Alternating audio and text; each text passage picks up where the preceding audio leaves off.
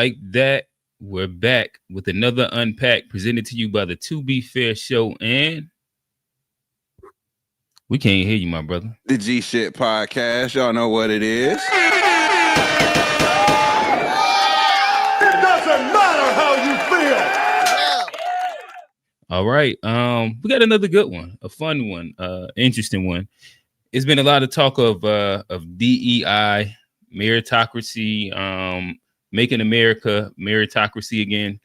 And we're going to talk about it today. Can meritocracy save America? Vivek, he's ran down how we have a systemic cultural problem in America where we value a lot of the wrong things. Can meritocracy save us? Can it save our value system? Can it save Black America? Is it achievable for Black America and or America, or is meritocracy just a myth? I don't know. We're going to get into it. But before that, again, fire panel here. We're going to hop into some icebreakers. But before that, G, introduce yourself. Again, it's muted, my boy. Yeah, my bad. What's good, everybody? It's G, host of the Gshpod podcast, where we focus on family, friends, finances, freedom, and our future, and fuck everything else. Check that out wherever you get your podcast at GSHPOD. Ha. All right. Y'all missed him on Sunday, but he's back on Unpacked. The host of the To Be Fair Show, Johnny P. Talk to him. What up, what up, what up? Hey, missed y'all boys on Sunday. Glad to be back. Hey, I appreciate everybody checking in on me. I'm doing all right. But, I had to tap in with the boys and, let them know what it is this week. So glad to be here. All right. So I guess I did get wind that there has been maybe this is the better way to start this. This week is NBA trade deadline week. So we're going to get into these meritocracy conversations, these political conversations, debates. I'm sure we might make our way to FBA for a little bit, but we also are NBA fans here. And there's not been a bigger story than the Luka for AD trade that recently just happened. So we're going to talk a little bit about it. But before then, I think G was telling me that there has been something breaking on the trade wire. They don't call them shams. They don't call them Woj. But G-ish, what's the breaking news? Drop the bomb. Man, the latest trade bomb to go. Jimmy Butler is out of Miami. He's headed west. And in case y'all haven't heard, he's teaming up with the one and only Chef. Who did they trade though? A bag of sticks. They got rid of Andrew Wiggins, Kyle Anderson, and Dennis Schroeder. First round pick. That's it. They got away with robbery. If they got rid of, I don't know why the hell they got Dennis Schroeder to start with.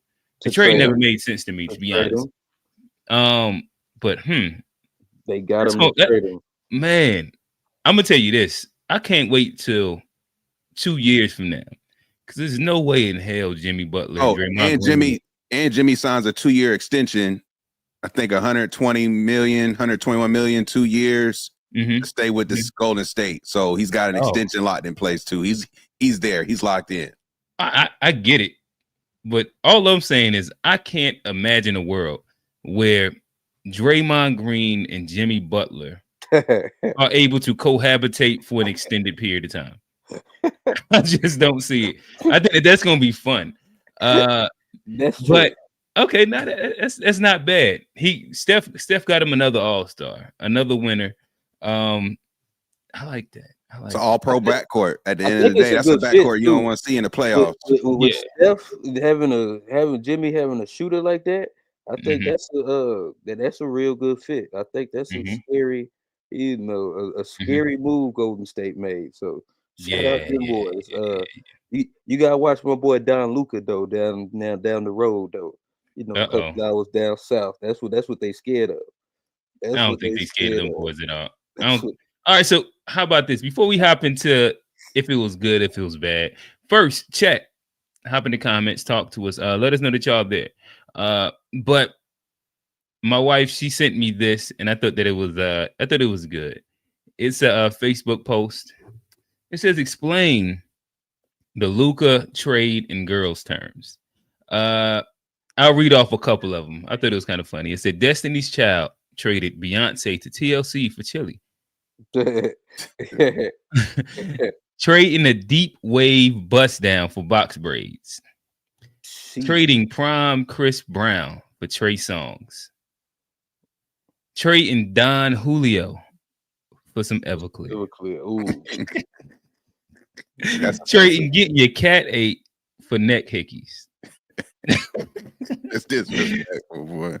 Trading what did it say? Pretty Ricky just traded Pleasure P to B2K for Omarion. That might be one of the closer ones right there, actually. Dallas traded David Ruffin for Otis. Nonetheless, as you've seen, the people they out here having fun. Nonetheless, damn, that's disrespectful. Traded a Lambo for a Honda. But who's the Lambo? Who's the Honda? Well, I mean, because both of these dudes could arguably. I get it. But nonetheless, back to regularly scheduled programming. What is your thoughts on it? Did somebody win? Is this one of the biggest, if not the biggest, mid-season trades that we've seen in NBA history? Who got better? I mean, I think the Lakers got better for the future. They got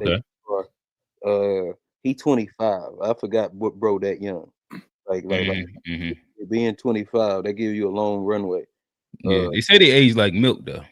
I mean, what you see, boy already took them boys to the final. He took PJ Washington and Daniel Gafford to the finals last year. Like he had Kyrie. I'll give him that. He had Kyrie. You gonna act like Kyrie wasn't just giving Anthony Edwards the business for a whole series straight because he opened his mouth. Yeah. I mean, Kyrie went off, but I mean, Luka's done. You've seen Luka do his thing plenty of times. He got that dog in him, and now you just motivated him on the way out, talking that trash.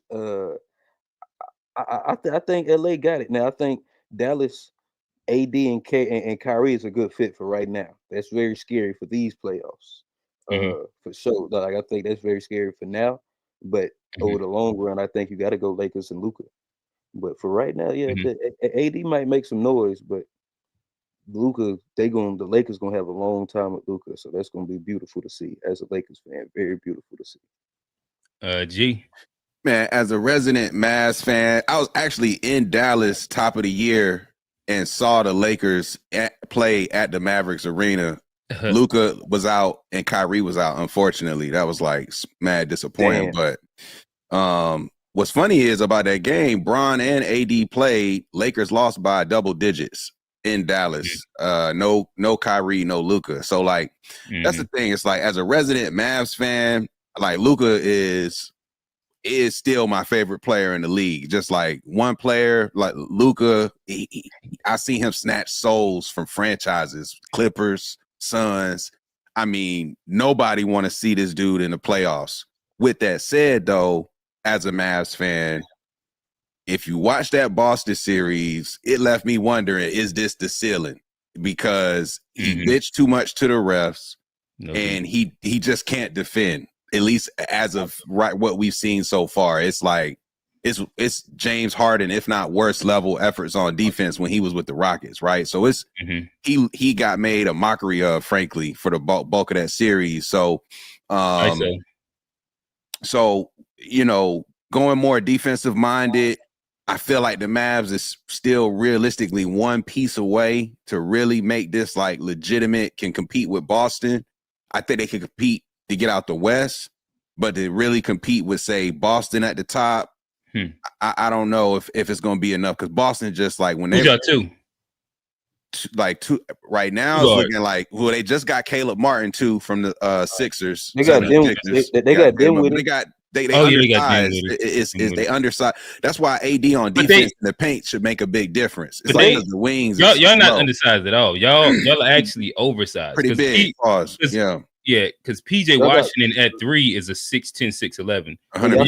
You got AD at the 4, 7 foot, and then you got Lively and Gafford. But when you got that big of a front court, you can do what you should want. be able to make up for it. I agree. Yeah, so like technically Kyrie and Clay, that's not the strongest backcourt. Oh shit, my bad. It's Clay. Yeah. No, Clay, that's not even undersized. Clay 6'7".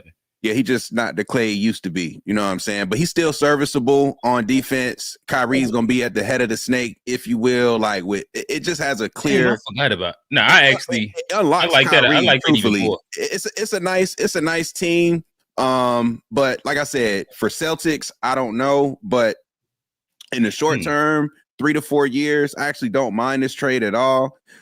People act like AD is chopsticks. Like AD, the last 2 years, the injury stuff hasn't really been a thing. He's played with like bulk of the games, playoffs, like all but 13 last year, something like that. Yeah, played a Joker the best out of anybody in the league, which you're gonna have to go up against Denver. So he was still burping that baby. Yeah, Jokic. Yeah, he was burping him.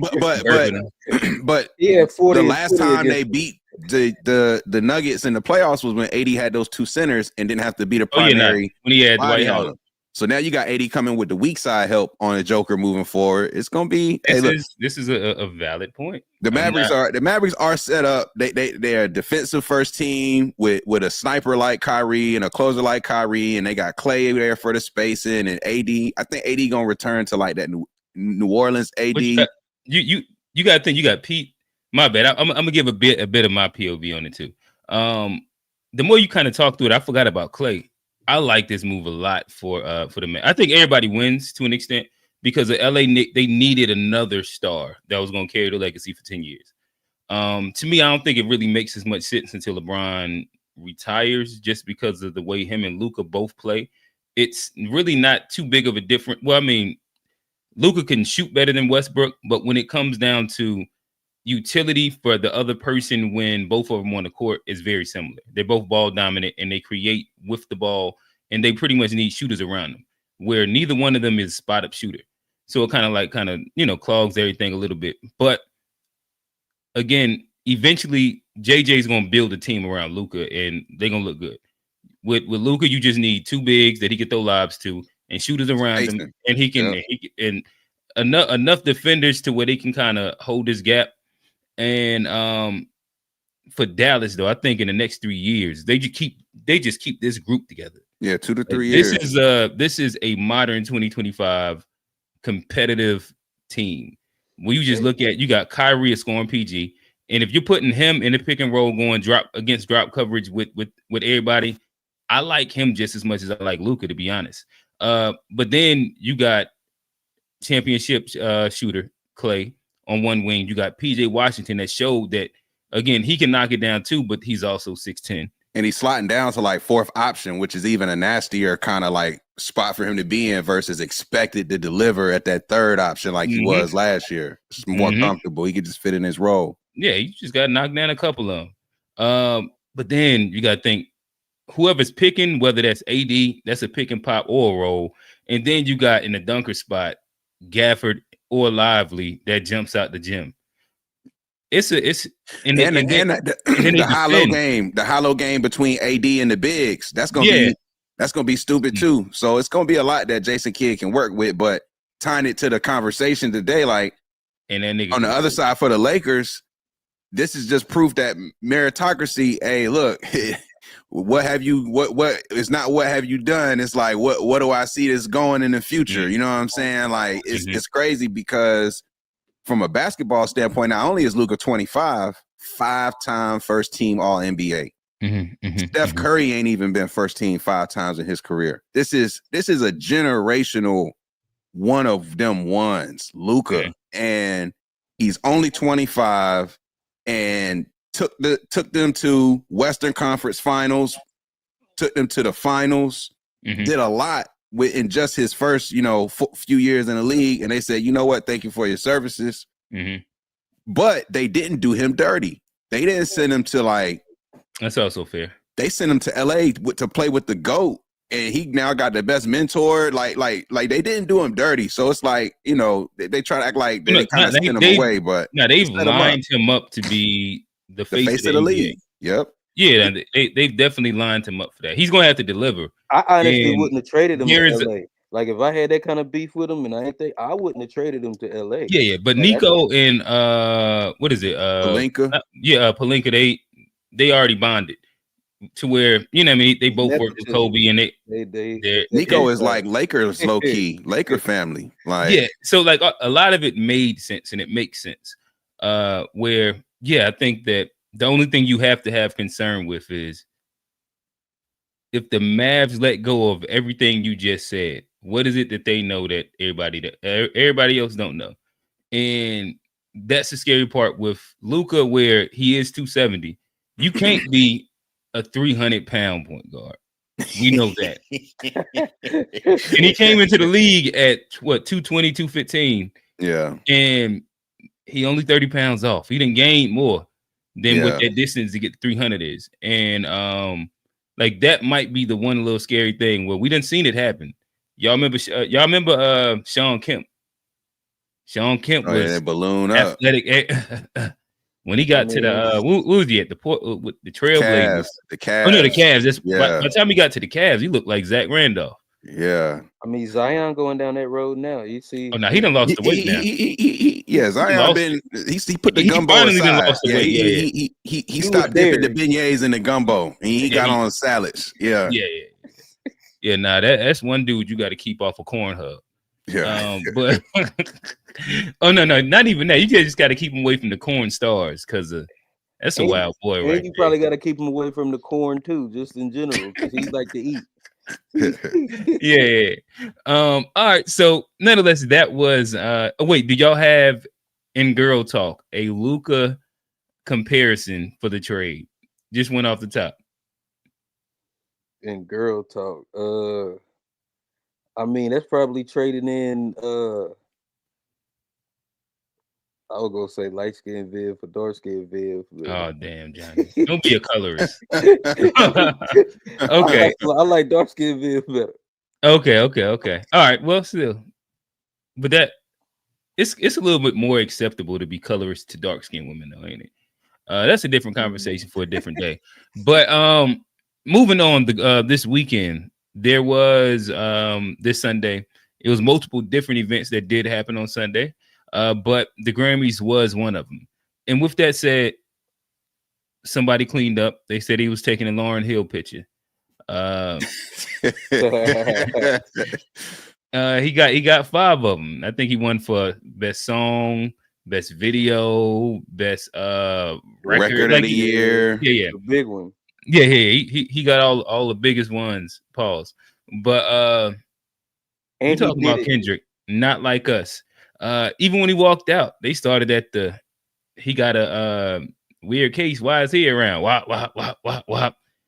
And timed perfectly as he walks up to the podium, trying to stake a chord, and it's not it. Whole crowd shouted that out.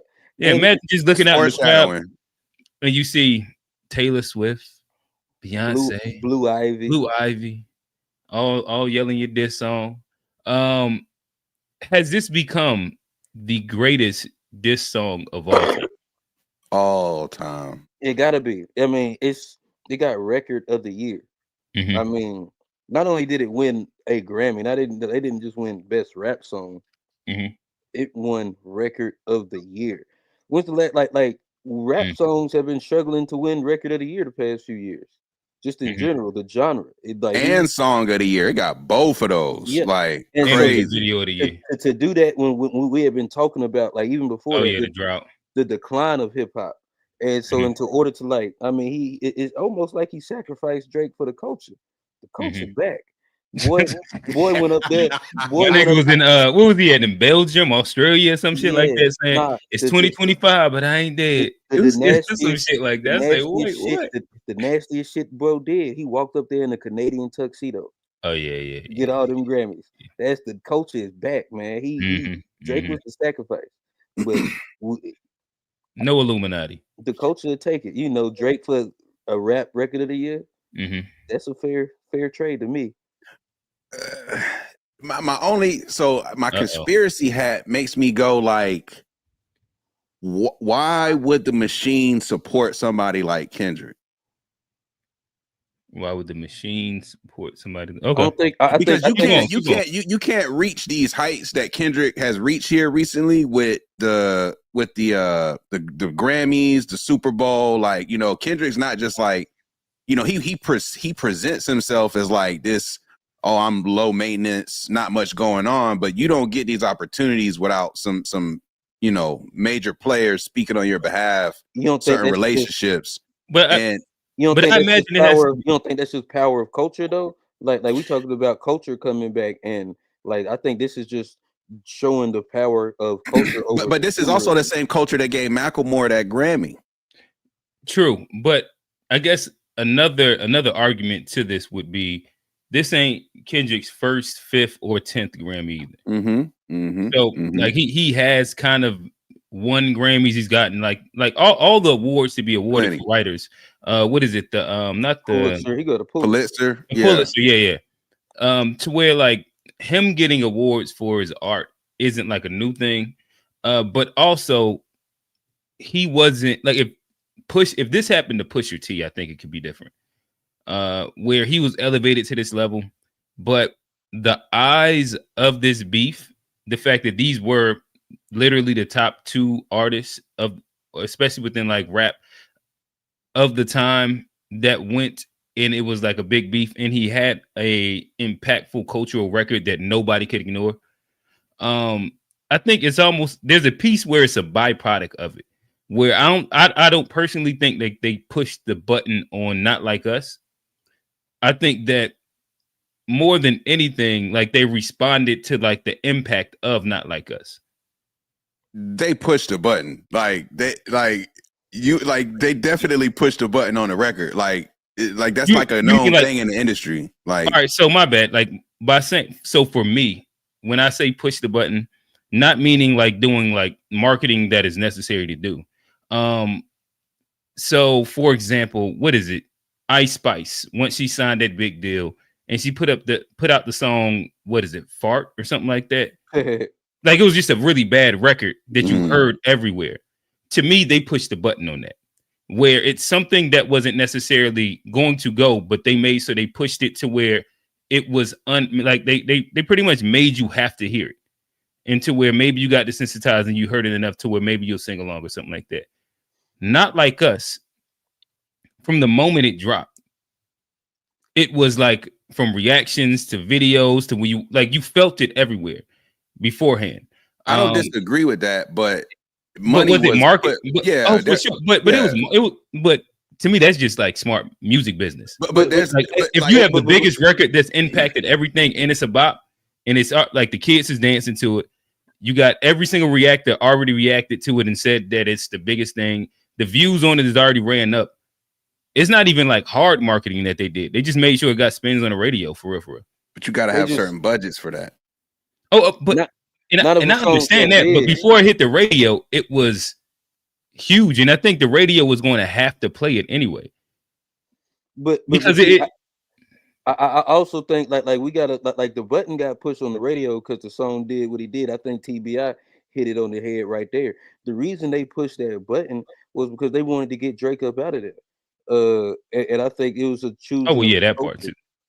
And because you see even like how Drake responded with the lawsuit, and it's obviously been a history of nefarious behavior, and I think a lot of that he's been using to his advantage, right? And I think people wanted to turn the table against him, and I think this was the perfect moment. I think it was an organic moment too. I don't think it's nothing that was like scripted. I think it's because Drake dropped the tailor-made freestyle and said, Drake, you following through. He baited him into it, and then all hell broke loose. 100%, 100%. And that's even another example about meritocracy, because like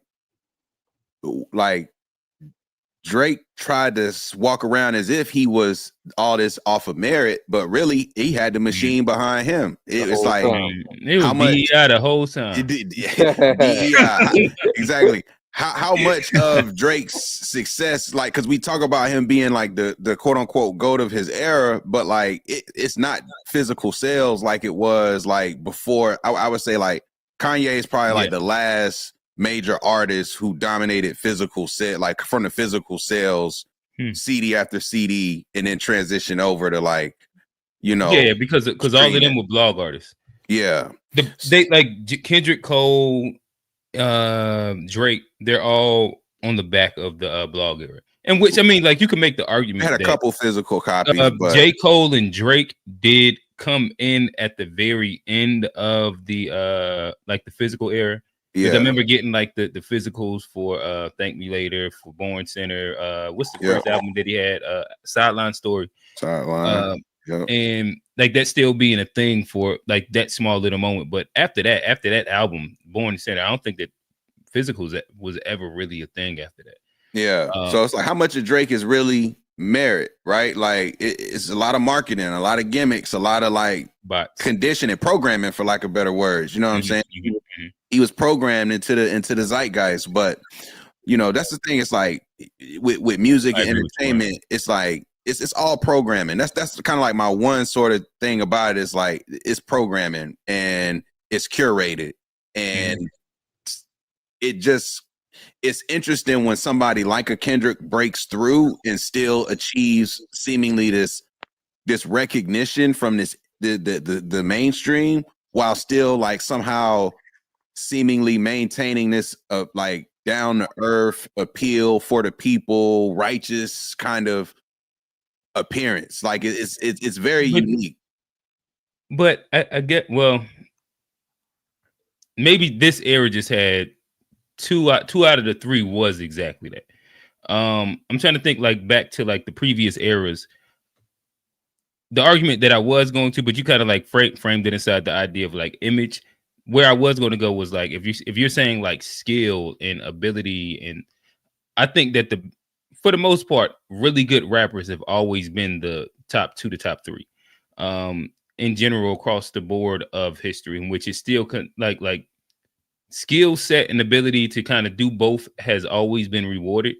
If you can kind of do both enough at the highest level, in which I think that more contemporary him, Cole, Kendrick have been able to do, you can branch it out into like the Yays and the other people inside the genre at the moment as well. But we haven't got there yet. These the icebreakers. We gonna get there, brother. But yeah, that made me lose my train of thought. Nonetheless, saying all that to say, I think that Ron Dwan hit a good point. I think that you can have organic success and push the button at the same time. And that was more so what I was saying. I think that the impact when it hit, and from the cover to like, I remember driving and seeing it, somebody hit it in the chat. I done listened to it once. My people was at my house for some reason. Maybe my son had a game, so everybody met at the house. My brother done ran it a couple times. We done sat down in the front room with my pops. We sitting there listening to it. My brother got his read it up. Like it was a whole little moment when that record. But that weekend was a whole moment in itself. And I feel like whoever won out of that moment was gonna kind of get the button really, really pushed either way. No, he back to back him in a way, pause, that was like the next level. Like that was crazy. But like, yo, when Meek was beefing with Drake and Drake dropped them 2 records, it was like at the time it was the biggest diss at the time, arguably. Like he ended Meek's career. Like it was crazy. And like you said, that weekend of music with just the songs going back and forth, and then Kendrick just had to meet the Grams, and then boom, came with the actual record. It was like, oh man, this is crazy. So yeah, like I said, man, kudos to Kendrick. Like I like the fact that he's the approach, and it led to the victory. Like, because I've always been a traditionalist in that, like, I judge artists off of albums, not singles. So like this new era of music is tough for me personally, because I like to judge an artist by their like ability to create albums, not necessarily just create records. So Kendrick has like stayed true to this like, you know, album centric approach to his music. He hasn't watered us down with singles. He hasn't really compromised his character, if you will, as an artist. Like he's had a pretty consistent arc to his He's albums and everything. He's been able to keep that mystique as well. I think that's one of those rare things that inside the social media age that a lot of people haven't been able to do. Where him Code a little bit, like he kind of like threw pain on himself with the whole little Dreamville shit. Yeah, but or the apology shit. But in general, a lot of the bigger ones, even Drake does this. Like he doesn't do interviews, so he's able to keep a bit of mystique to him. I think that's the thing of the old that the smarter ones have still been able to do. Like you could go with Playboy Cardi, Travis Scott, like a lot of these guys that have been able to keep like a loyal fan base, even like more contemporary, the YBs. Like they've been able to keep a bit of that mystique and kept themselves from oversaturation. But nonetheless, they sound like we all agree that Not Like Us might be the best diss record of all times. Shout out TBI. But I guess right now we can like start a soft, slow segue into the meritocracy conversation. Oh, there we go. I'll throw it out there. Appreciate it, bro. My bad. But nonetheless, I think we got about 2 minutes on this video. I was just on YouTube watching a couple things, and I thought that this was interesting, leading into the meritocracy conversation, because it's kind of a two-sided coin where the meritocracy conversation has came up in lieu of the DEI conversation. And I think that it's hard to address one without the other. So we'll probably start. Well, not probably. We're going to start there. I'll play this, and then I'd love to get y'all reactions. All right. There was a lot there to unpack. Fellas, chat. Talk to me. What is your reaction? I think that was a perfect, description of how the stuff goes usually in America, whether it's DEI, affirmative action. Usually when you play these games based on race, gender, there's always loopholes for people to, like exploit. Instead of just going based off meritocracy, it's always going to be ways, like you say, the Asian dude at the end came and he trumped everybody, because if it's just off SAT scores, he gotta win that. So I think it shows the problem that we have in America. It shows kind of how we got here. It don't really describe no solutions. I don't know, how to fix that, but I think it's a funny way to, exemplify what we're going through in America. Good satire. Yeah, I got you. G, talk to us. Yeah, I agree with what Johnny said, but like, yeah, it's like I think the issue with these stuff like DEI ultimately is that it's not just for Black people. Like that's really the issue with DEI. Like these other groups, respectfully, I don't know why they are even in this as if like something's owed in unique ways. Like I just feel like that's why it's become such an issue, is because you got all these people at the table in the name of DEI, when in reality, they're not really owed anything for being different than the norm. When in reality, it's like there is a systematic attack on Black people and Black wealth and our ability to get assets and resources. Like that's unique to our community in ways that isn't the same for those Asians at the front of the line and these other, LGBTQ communities. A lot of those communities are the wealthiest communities in the neighborhood. Oftentimes, like you when it comes to DEI, I feel like that's the problem. It's too many people at the table trying to claim that they deserve something when in reality. So are you saying that DEI should just specifically be Black, like a Black thing? Black, and that the other groups don't, I guess, suffer under the guise of white supremacy as well. No, under the guise of like the Good Old Boys Club or any of these different things that we can kind of run down that promotes white maleness and keeps any version of like the minorities, i.e., last week we talked about allies, like all these people that quote unquote, if we use the victim word, are victims of the same white patriarchy that is now using the removing DEI as their own version of affirmative action. Yeah, that's the thing. It's like, I'm not saying that these other people aren't impacted by white supremacy.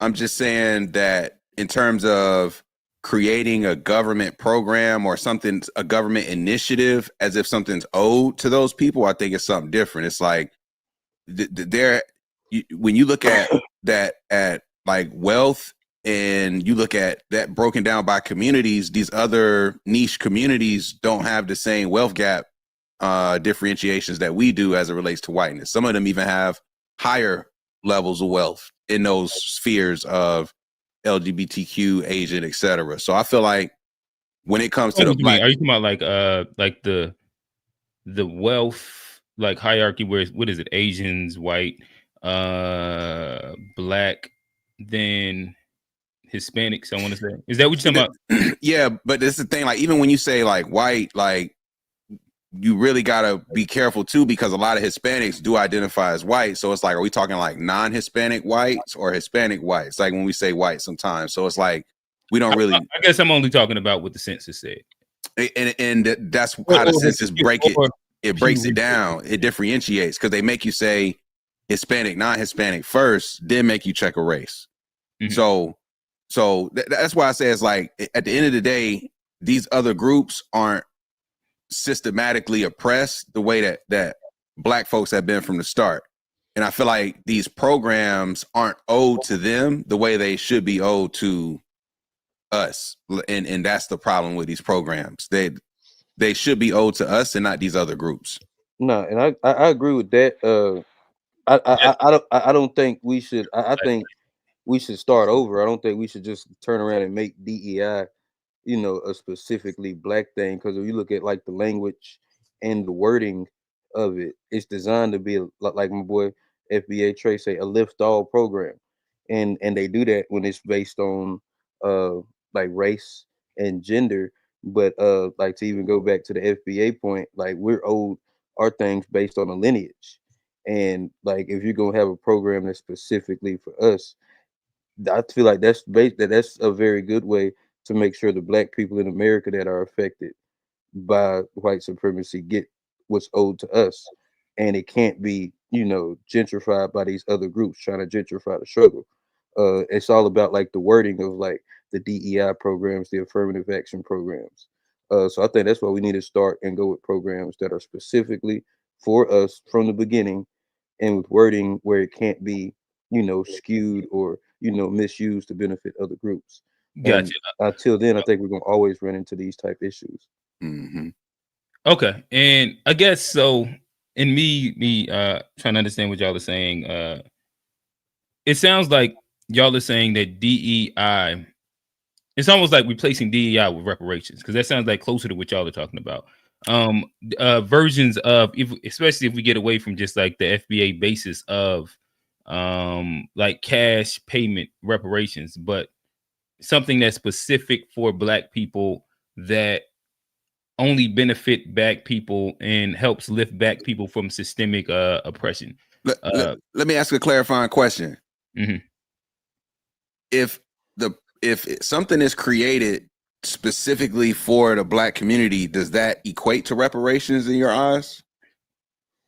It's a form of it. It would be a form of reparations if you're saying that it's due to the systemic oppression of the people. If it's specifically for them and that just that group, I would think that would be a form of reparation. So when, say, a bill gets passed for the Asian community when those crimes was going on, is that a form of reparations in your opinion too? But was that specifically for Asians, or were other groups included inside that in the language of the bill? I believe it was specific for AAIP community. Pacific Islanders.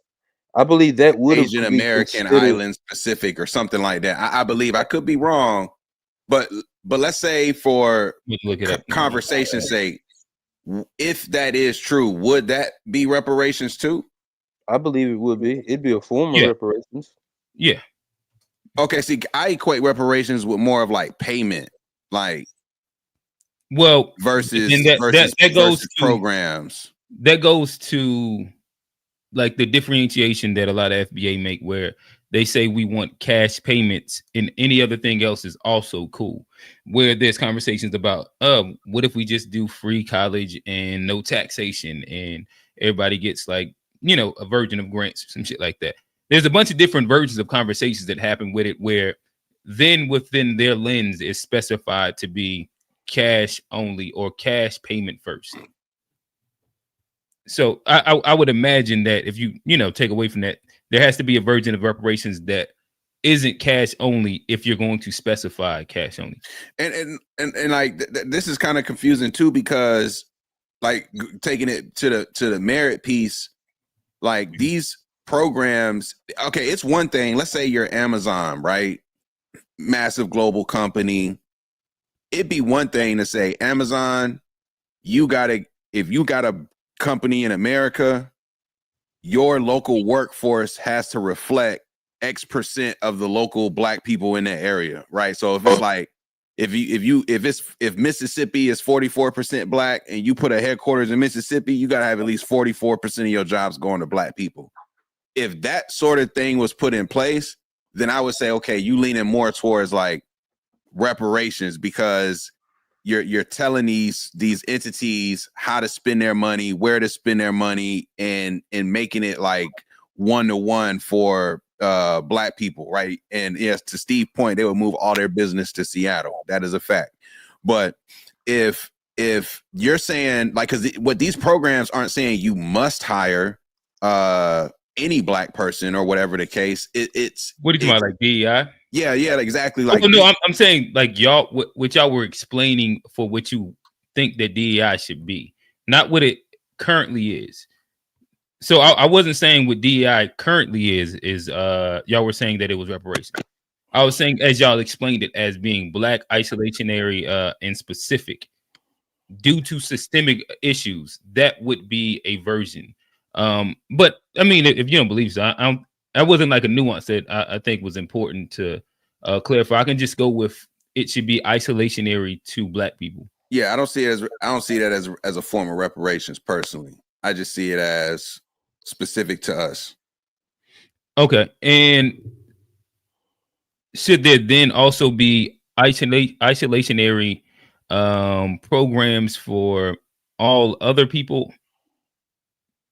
No, because that's my point. Like if the federal government is going to come up with some initiative for any group of people to get, say, some quote unquote opportunity that isn't theirs, it would be us at the front of that line.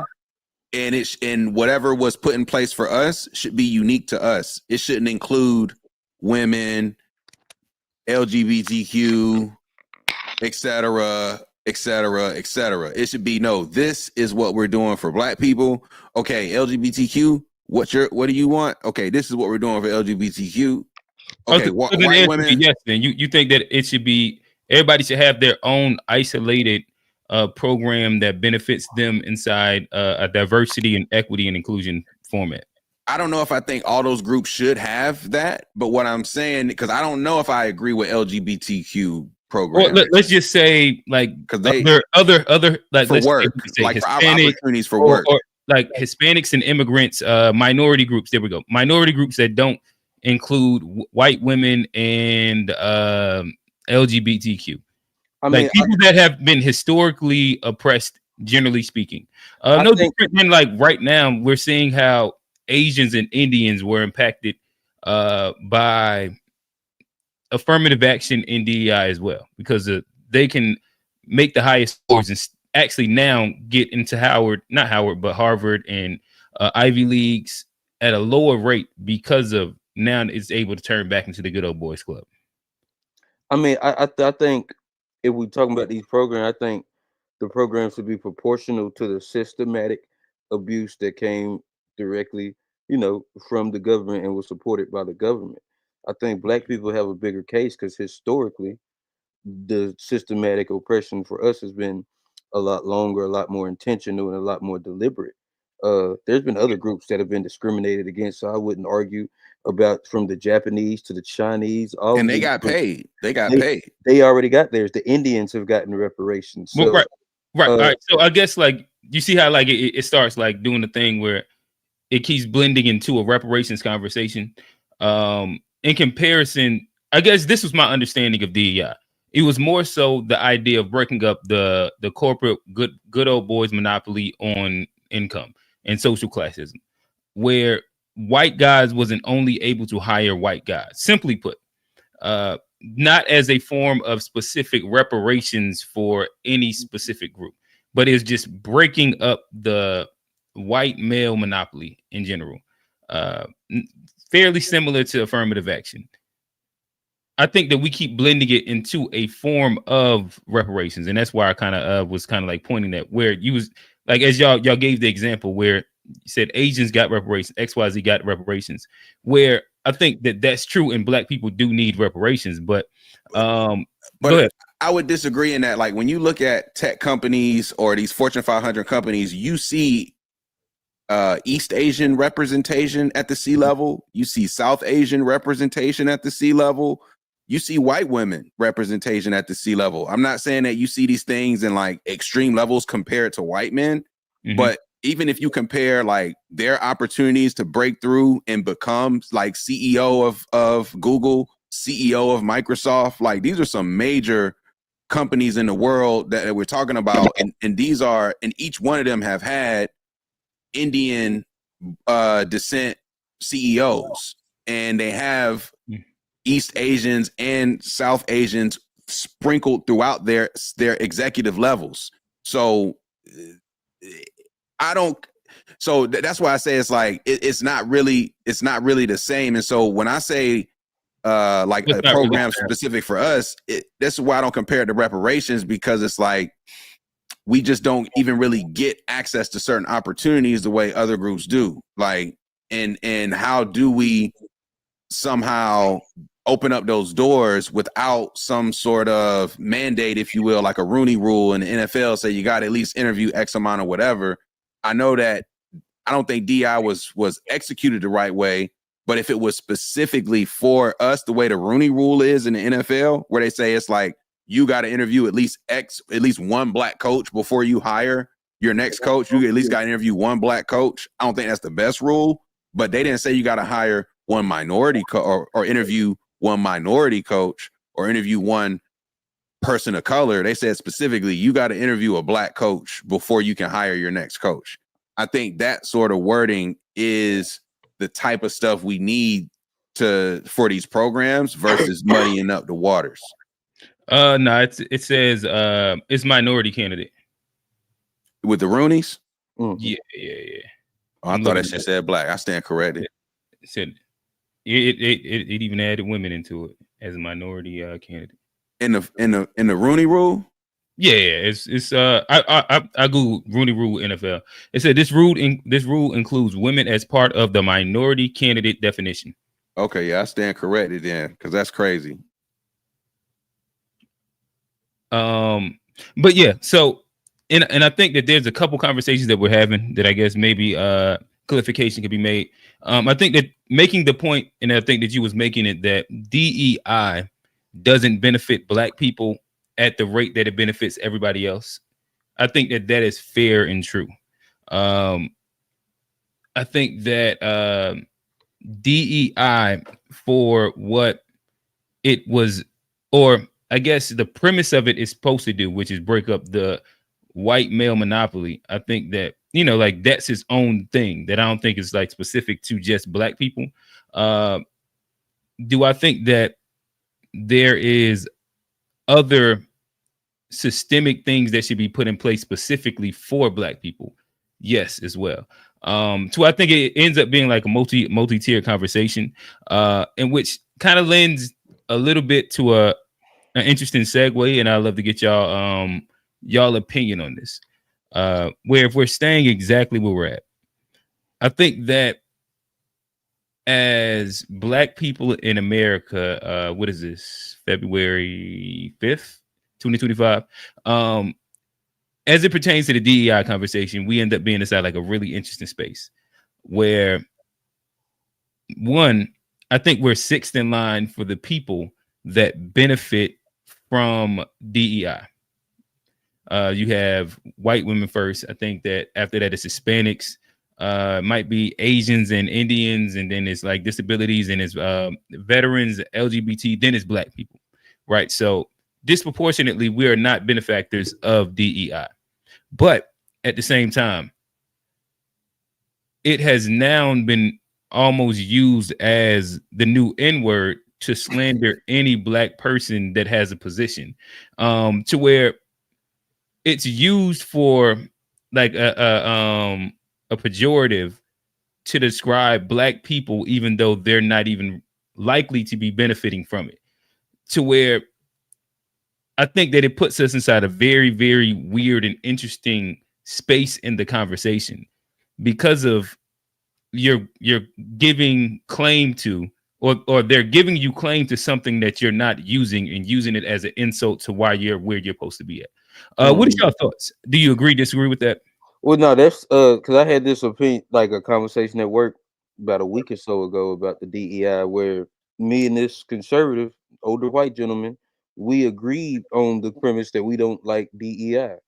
Then he walked away, and I had another conversation. I was like, "Damn, me and him agree," but you can obviously see that we arrived to the same conclusion based on a totally different facts.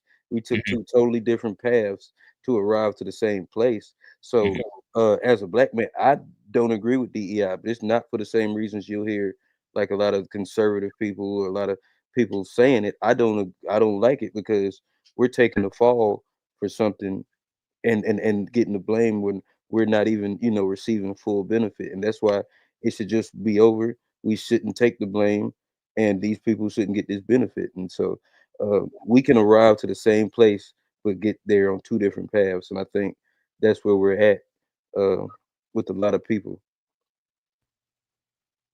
G. Nah, I'm with Johnny there. Like when you think about, like you said, how you get to the same place, it's like if we talking DEI, if you pro or con using it as a like a whistleblower or whatever, it's like at the end of the day, if somebody did get a position for DEI, most people aren't keeping positions because of DEI. Like it's like, most of these companies are in at will states where they will fire your ass if you're not good at what you're doing. Like I don't know, it's like this is where like meritocracy is interesting because the highest performers don't always make the best managers. You see what I'm saying?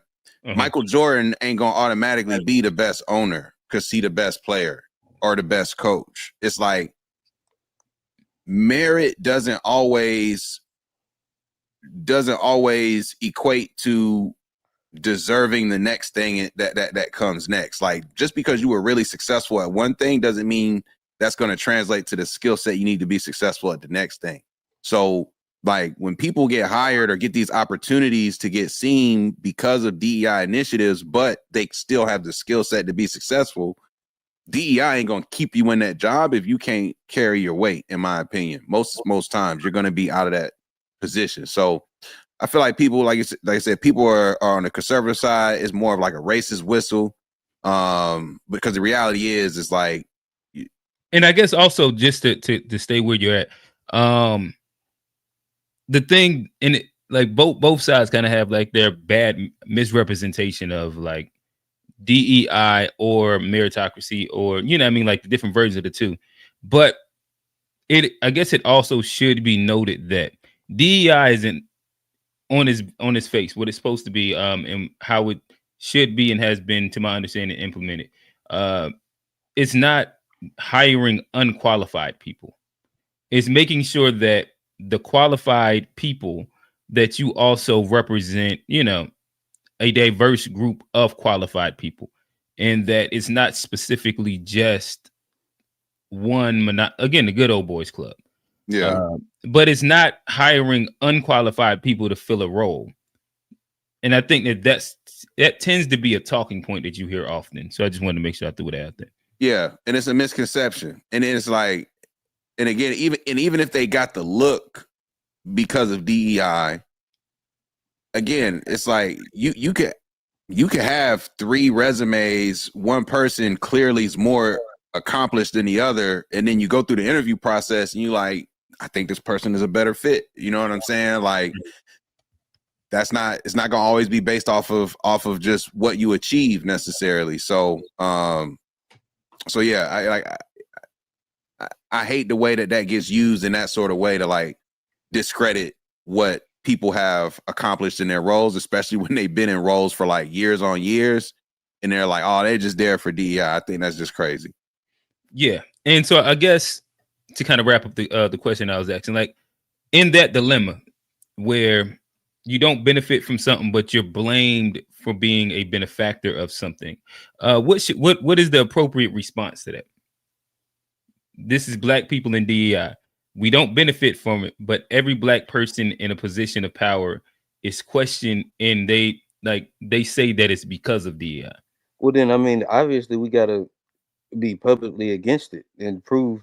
I mean, I think we would want to prove and show our merit and prove to people that we're not just here because we got hired. There's a lot of capable, there's a lot of superior, Black people at certain jobs, and they're in those jobs because they're the best at what they do, not because they got look because they, got hired. They may have got an opportunity because of DEI, maybe. Chances are we didn't even get that. But if you see Black people in opportunities with everything that's going on, for you to sit and say it's DEI, it's definitely a disrespect, and it's something that we shouldn't want as a people. We shouldn't want all our success to be based on just being handed it, when after all we've done to in this country for this country, uh we deserve to have our merit celebrated just like anybody else. And to try to steal that by saying it's this program that y'all came up with is the reason for our success, is, to me, it's unacceptable, and that's why I'm against it. Okay, and I guess just to push you on this a little bit, if that's the premise of why you would be against it, then it seems like you would have to be against any other version of a systemic way of putting Black people in those positions, because of then they would still question it. Well, I wouldn't really I'm not really in favor of affirmative action either. I know, Because earlier I well, know that you were saying like an isolationary version of DEI that only benefited Black people. but I think you push that more towards, or what I was talking about was reparations, and I'm fine with leaving it Okay, all there. right, so that was Yeah, I'm fine with leaving it okay. there, but I don't necessarily, if it's a program or something, nah, we don't necessarily need that, but we Okay, I need got we you. need what's owed to us for sure. But as Okay. far as just the individual program, we see how that works out. That hadn't really been to our success. We've tried it twice, and the same people end up benefiting from both programs. Okay. And we took the scape and the fall for both programs also. So Mhm. that's why, just give us what's owed and let us get it. Gotcha. And I guess OG, did you have something to add, or I can go to the next question? You can go to the next. Cool. Okay. This is one more segue as we leave DEI and go into meritocracy. Is this the white man's affirmative action, and how do we keep this with DEI leaving? How do we keep corporate America, any position of power, the social and economic wage gap from reverting back to the good old boys club? That's my thing, man. I feel like if there's one area where these programs are actually necessary, it is in the corporate spaces. That's where you tend to really start to see homogenous groups of people within these organizations. Like higher ed, when you go to these campuses, I'm not saying it's perfect, but like in education, it's pretty diverse. A lot of folks are getting into school, so like higher education, getting into school probably maybe doesn't need to be there. But when you start talking about corporate America and in these rooms, it really does start to become everybody looks the same. And if you are like a black person in corporate, a lot of black people will say they're the one in the room or one of few within like on the whole floor. Like you typically stand out. It's not typically a lot of you where you're working. Yeah. So and you gravitate to those same people. and everybody know everybody, right? Exactly. So I feel like that is a space where these programs are needed, just because human nature is part of it. You're going to hire what you know.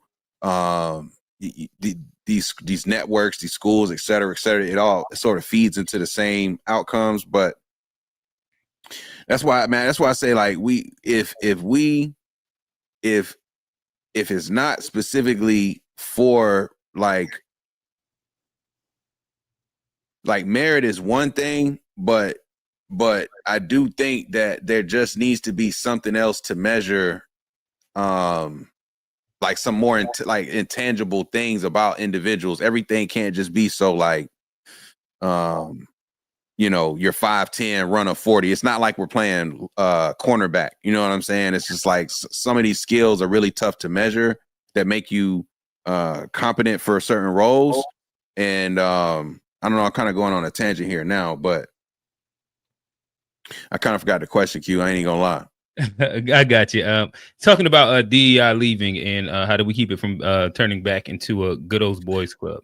And I think Ron Dwan, this is good commentary in which this often comes up when we debate different panelists that we have about the reparations conversation. He says the whole conversation is insane. They will never give us true power in their system. When will we understand that? Fellas, again, coupling that with the question already, love y'all to respond. Then that kind of still stage to where we're at. Yeah, I mean, is there, I guess the question, is there a need for checks and balance in corporate America to keep them from just hiring the so I would say yes, but how do we approach that? Like, or like what would it be? I think there does need to be some checks so you don't have like homogeneous groups of people. And to me, like that's where I think sometimes an idea can be good, and if it doesn't work out correctly, at times we can, cut your nose to spite your face. Where the concept that is addressed inside all of these things are correct, in my opinion. The execution of it is horrible. Right. Because what we're still talking about is the need to make sure that we diversify. What's that big word you used, G? Homogeneous groups. Yeah. Inside, especially higher to middle socioeconomic spaces. And to make sure that there is access to it. And I think that what we're talking about still would end up leaning to quote unquote DEI, but we all understand and agree that the current iteration of DEI or affirmative action, however you want to frame it, doesn't work. And especially for the people that it needs to work most for. Thoughts? I think that's it. Like, yeah, like that's the point. It's like, and it's like, as black people, you already know, even to get the DEI look, you're gonna have to work twice as hard than like the white counterpart. Like, I just said that. Yeah, it's like it's yeah, man. It's like I agree. It's like I said, like you said, it's for us. It's just what it is, man. It's not set up for us to really have any power. But I also think, to Ron's point, I don't know if this is a conversation about trying to get true power, because I don't see this as like the play for true power. I would agree, but that doesn't mean that these things shouldn't also be considered as well. No, I dig it. All right, so we're about to go into the conversation a little bit more. But before then, again, like, comment, subscribe. We're streaming on 2 different platforms, the Gshpod page and the To Be Fair Show page. Again, there's super thanks. Make sure that y'all, again, comment as much as possible. Yeah. With that said, we'll probably drop the call-in link soon, early. We'll definitely drop it a little bit earlier. Again, we running the 3-man weave. Y'all heard that basketball talk. 3-man weave. I like it so far. This has been a really good conversation. So as we start segueing our way into the meritocracy conversation, I do got a couple memes that I'm gonna play. But before then, actually, let me I'm gonna read off the definition of meritocracy before we get that far, just to make sure that we kind of have some footing on what we're talking about. Government or the holding of power by people selected on the basis of their ability. That's kind of the Google. This says Oxford definition of Hey, read the meritocracy. second and third one too, though. Oh, society governed by meritocracy, a ruling or influential class of educated or skilled people. And all right, so from there, we'll get a little word salad. You have to define what you're talking about. I think what is meritocracy? Made me think for a second. You have to define what you're talking about. I think a meritocracy is a system that recognizes that not everybody has the same God-given talents. In fact, it recognizes that everyone has different God-given talents. That's true diversity. That's a beautiful thing. But a meritocracy is one that says, whatever your unique God-given talents are, you get to achieve the maximum of your potential without any system standing in your way. To me, that's America at its best. And so are we going to be perfect as human beings in realizing that idea? Of course not, because we're human beings. What is meritocracy? Vivek, boy, that nigga can talk. I'll give him that much. Yeah, I ain't gonna say that. Well, we'll get into it. To meritocracy from it. I've been thinking a lot about what might constitute a meritocracy from a technical perspective. So some things are worth doing in comparison to others. Doing the things that should be done efficiently and effectively means that we can do more of them, or we can do the good thing faster. And so that seems to be good. And then a meritocracy it's essentially reward for those things. It's reward for those things and punishment for failure to do it, right? So once you decide that something is to be done, you've valued it, then you value those actions and patterns of attention that will lead to that outcome. And that's a meritocracy. If the proper self is something like long-term harmony established voluntarily with others, then a proper meritocracy is a system that rewards behaviors that are aimed at that and punishes those that aren't, right? And that's also what you would be called upon to speak about, for example, when you're not staying silent just so others can remain comfortable. Y'all follow that? Yep. All right, and we'll land with this one. The value that being middle class passing can confer on a person only really matters in a society where we still have a deeply held sense that we live in a meritocracy when basically every data point shows that we don't. So it makes sense that only people who already have enough financial access to live in these spaces without generating a lot of income can really afford to make it. But we still, for example, think that the United States is a place where you are disproportionately more likely or able to change your social class through hard work, when data shows that we are actually much less socially mobile than most other developed countries. It's bizarre you will remain in the class that you were born in. And this is only compounded by how difficult and expensive it often is to achieve even a grip hold on the bottom rung of many career ladders. Think things like, for example, how expensive college degrees have become, let alone advanced degrees, and the almost necessity of working for free for extended periods of time in the form of unpaid internships. The value that being middle. I mean, all right. So, fellas, I'll throw it to y'all. Well, I'll get y'all reactions first, and then I have a question for you. I mean, I think what they're saying is like they're trying to scare people into thinking that like we can't do the thing that we want to do. Like they're saying that like you can't like learn financial literacy, you can't go out and get a job, you can't like they're trying to say that like because of this system that it's Are you talking about the lady at the end, or are you talking about specifically the lady at the end is what I'm replying to. Like the scaring of people into this DEI, where there's like without this you're not going to be able to. I think that's a fallacy because I've seen people, move the ladders, and I think the more that we're able to provide people with the tools that the people I've seen go from the bottom to the top, or from lower class who have changed their classes. I think we just have to give people more tools, not the fact that it's impossible. I think a lot of people just don't want to go out and get the skills and do the tough things that Well, are required in all right, America. so I guess you're going to a couple different points, You but said niggas are lazy. I didn't say that. well, that I is didn't say that. is pretty much I didn't say that. I didn't that say is what is implied in what you're saying. I But did not say that because so, you said hold on. So a lot Johnny, of people could do a lot of hard work that's not the right hard work, and there's a lot of people that weren't lazy that didn't do it. but do you think that you can do the right? Do you think that you can do the right hard work and not be rewarded? But so Johnny, just staying to where we're at really quickly. And what she speaks about, and just I mean, like the minimal research that I did, in America, and these are studies that have like went over like centuries, dating back. I think that some of the earlier ones is like from Europe, but like some of the ones that even exist within America today, I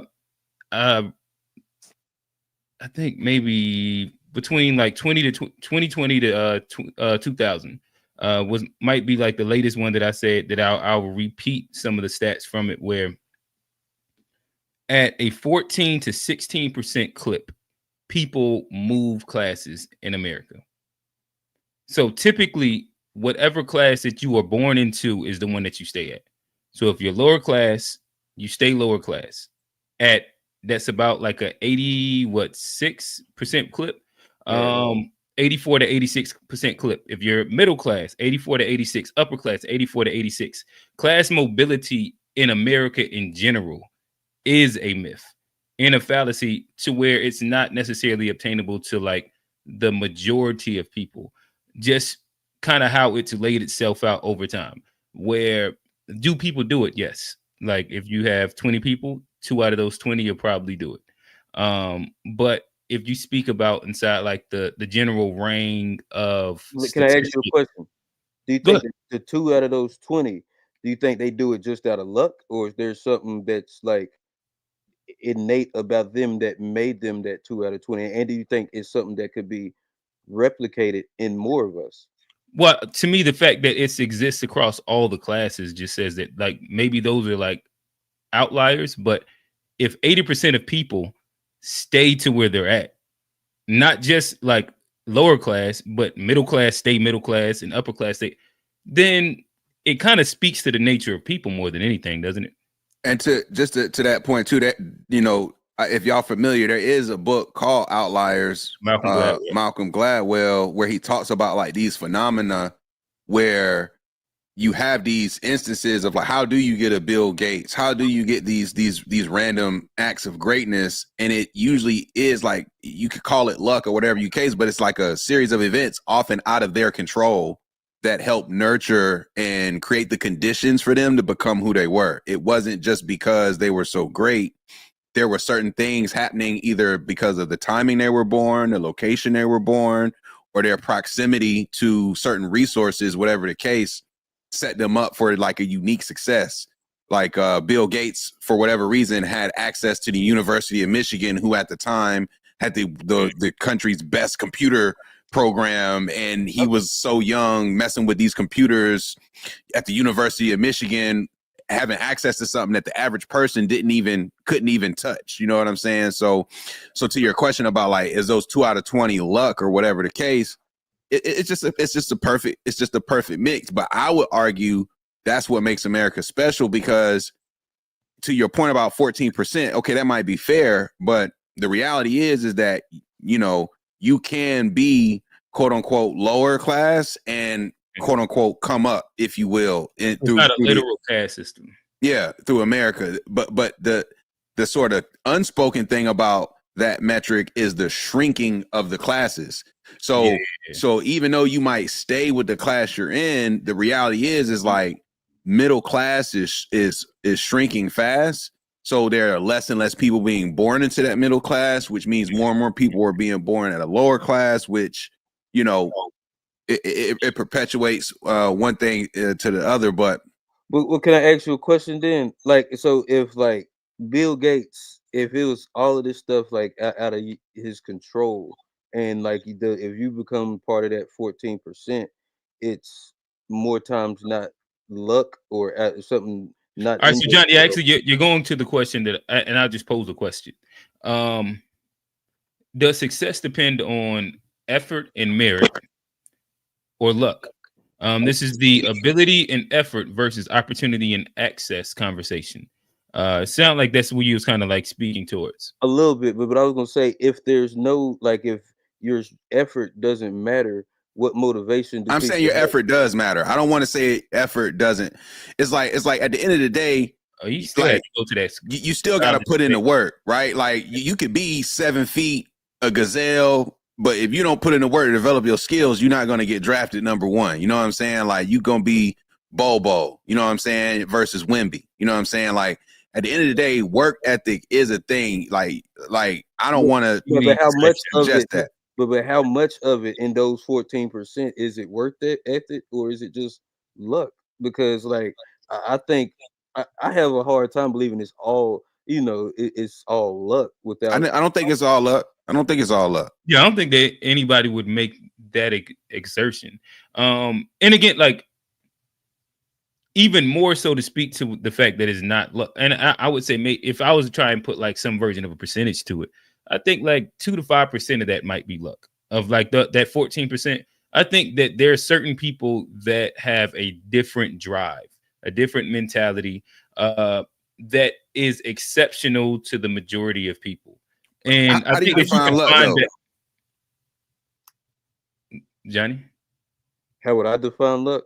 Yeah, because I'm looking at it different. I'm looking at luck like maybe different.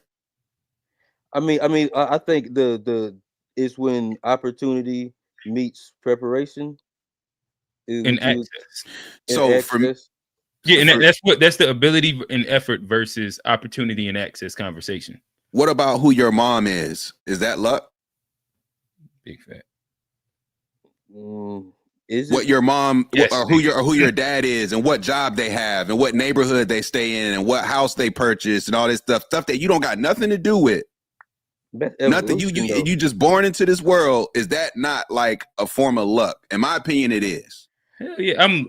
We always lucky to be born into America. Okay, I mean, that's I guess a form of luck too. Exactly. That's a form of luck. I mean, I think your family isn't luck, dog. I think you should get some kind of reward based on. But then what about the people that's born in poverty? What is that? That's a like they deserve that, right? They got born in detriment. Like, what's the opposite of luck? It's in their genes to be broke. I mean, is it bad luck to be born poor? I mean, it is bad luck to be born poor. Yes, nigga. Yes, that's what we saying.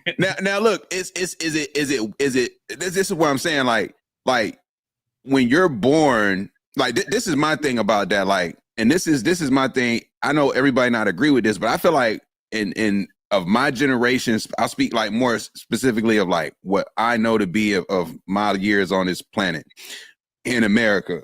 I would look at my generation down. When I look at the achievements of say a 20, and I work in a place where we hire new hires fresh out of school, and that's like my audience. So I see these people coming fresh out of school all the time. If you're looking at the success of a 22 to 25-year-old, it could be my own bias, but I just feel like that's not a true indication of their will and merit, because the support that you need today to get to say an elite university and even beyond elite universities, like even an elite state school, like a UNC Chapel Hill, for example, which is an elite university, but you don't just end up there without support and certain things like you start that journey unless you're in middle school, arguably. Yeah, unless you're an outlier, 100%. There are some outliers in which there are some. I can agree to that, but the majority of people that occupy that university, it's not by accident. It wasn't by accident at all. And so that's the same thing with like even like the NBA. You can go NFL, like 100%. Any of these spaces. 100%. There's a few of them that it just so happened to align. We were just having this conversation the other day.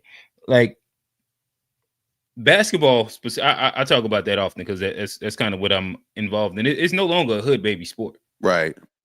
Like you could look at we're in Charlotte to where it used to be West Charlotte and Hardin, which is like the hood schools. They used to run the city. Now it's the Chambers, North Mac, Hopewell, where these are the middle class blacks. So you still got to have the sauce, but your access to actual capital and money, and so that you can get training, because nobody goes to the basketball court no more. AAU is expensive. Everybody's training. You got AAU and travel ball, and like it. So it kind of has priced out the quote unquote hood baby to where, is there going to be one or two kids that make it through and like they would like athletically gifted and then somebody grabbed them? Yes. But the majority of what you see on the circuit right now, you see a bunch of NBA kids and a bunch of parents that got money. That's just the reality of it. Yep. And that for me is like the thing about it is like where I see it as luck. Cause like when I was growing up in high school, the reason why I never got good, or one of the reasons why I didn't get good grades, was because this was the era where you had to start typing stuff, but I didn't have a computer at home. So I'm not about to fucking go to the library and type this shit up, nigga. I'm gonna write this. I'm gonna write this shit in, turn it in. Like, I ain't got time to type it up. Like, here you go. You know what I'm saying? Mm-hmm. Like, so it's like kids who are lucky to have laptops, lucky to have a T9, 89 calculator, so you could take this math class. Like, that's a fact. That shit was a privilege in itself. It's certain privileges that I would consider just lucky when you're like 20, 22. I'm not saying that you don't have to still put in the effort, because you do have to study. You do got to take those tests. Your parents typically can't take them for you. Some cases they find people who can. But typically speaking, you do have to put in the work yourself. But you got a support system that's kind of like molding you and giving you the structure to reach these goals. And then what you often see is, once that structure isn't behind them, a lot of these people can't stand on their own. And then we become, say, closer to 30, and it's like, oh, I thought you was smart as shit, and you not doing nothing with your existence. Oh, damn, you too. I thought you was the smartest, the valid, what? Oh, now you okay. And so it's like, over time, survival of the fittest. Like, what's gonna stay is gonna stay. But when you're like 25 and under, in my opinion, you gotta prove to me that you off the mama's titty. Like, you truly on your own, not being supported, and show me what you can do based off of who you are today. Before then, I think a lot of it is not even based off of their own merit. It's based off of this concoction of things largely outside that individual's control that help propel them to where they were to that point in life. That's my opinion. No, I got it. Johnny, did you think that everybody had a T90 calculator? No, I knew there were certain. I had to steal mine. Did you have one, Johnny? I had one, but I knew some people. I let people borrow mine too. I let someone hold my shit, but yeah, now there is some luck in where and who you was born to. So I will fall back on that one, especially you see it a lot. Like you say with the basketball, with like these NBA sons, or they presidents or leaders of the GOP, like a lot of them, that be marriage, and that be sons, that be wives. You see it all the time. All right, fellas. Let me see if we can keep the conversation moving. Ability. I don't know if we kind of tangented into it, but does success depend on merit and effort, or is it opportunity and access? What's your general thoughts? I think it's opportunity and access, man. I ain't gonna lie to you. I'm really big on success relating to those 48 laws of power, because success is like a weird recipe of different ingredients. It really is, like intangible ingredients. Like, a lot of your success is based off of how people perceive you. That's just and the other side of that coin is that you really can't control what other people think. So it's like a very interesting place to be as individuals, because you need to have people perceive you a certain way, yet you don't get to control how they receive what you're putting out. You don't get to control how they, their impressions of you. So like that alone has a lot to do with people's success, because we work with people we like, we give opportunities to people we like, and at the end of the day, if you're not likable, you will not be successful. No, this is a fact.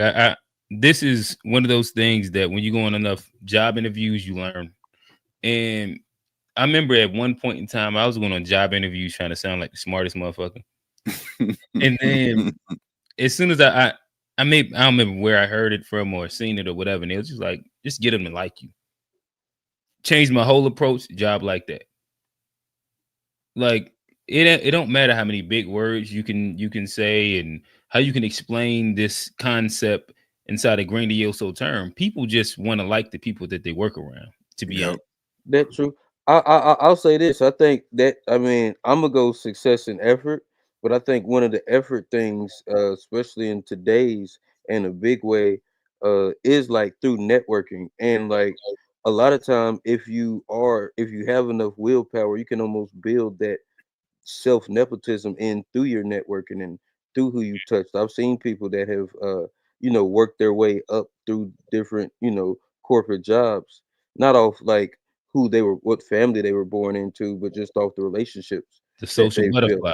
and so I think that is a way that you can use your effort to kind of build some nepotism, and I've seen that work in a lot of spaces. So I'm gonna have to go with the effort more so than just opportunity, because a lot of time you can give yourself that opportunity if you work hard enough. Gotcha. All right, so fellas, let me ask you this: is meritocracy a myth? Is it just a pseudo dream of capitalism? What's your thoughts? A myth? Is meritocracy a myth? Just think Nah. about like people in power in America.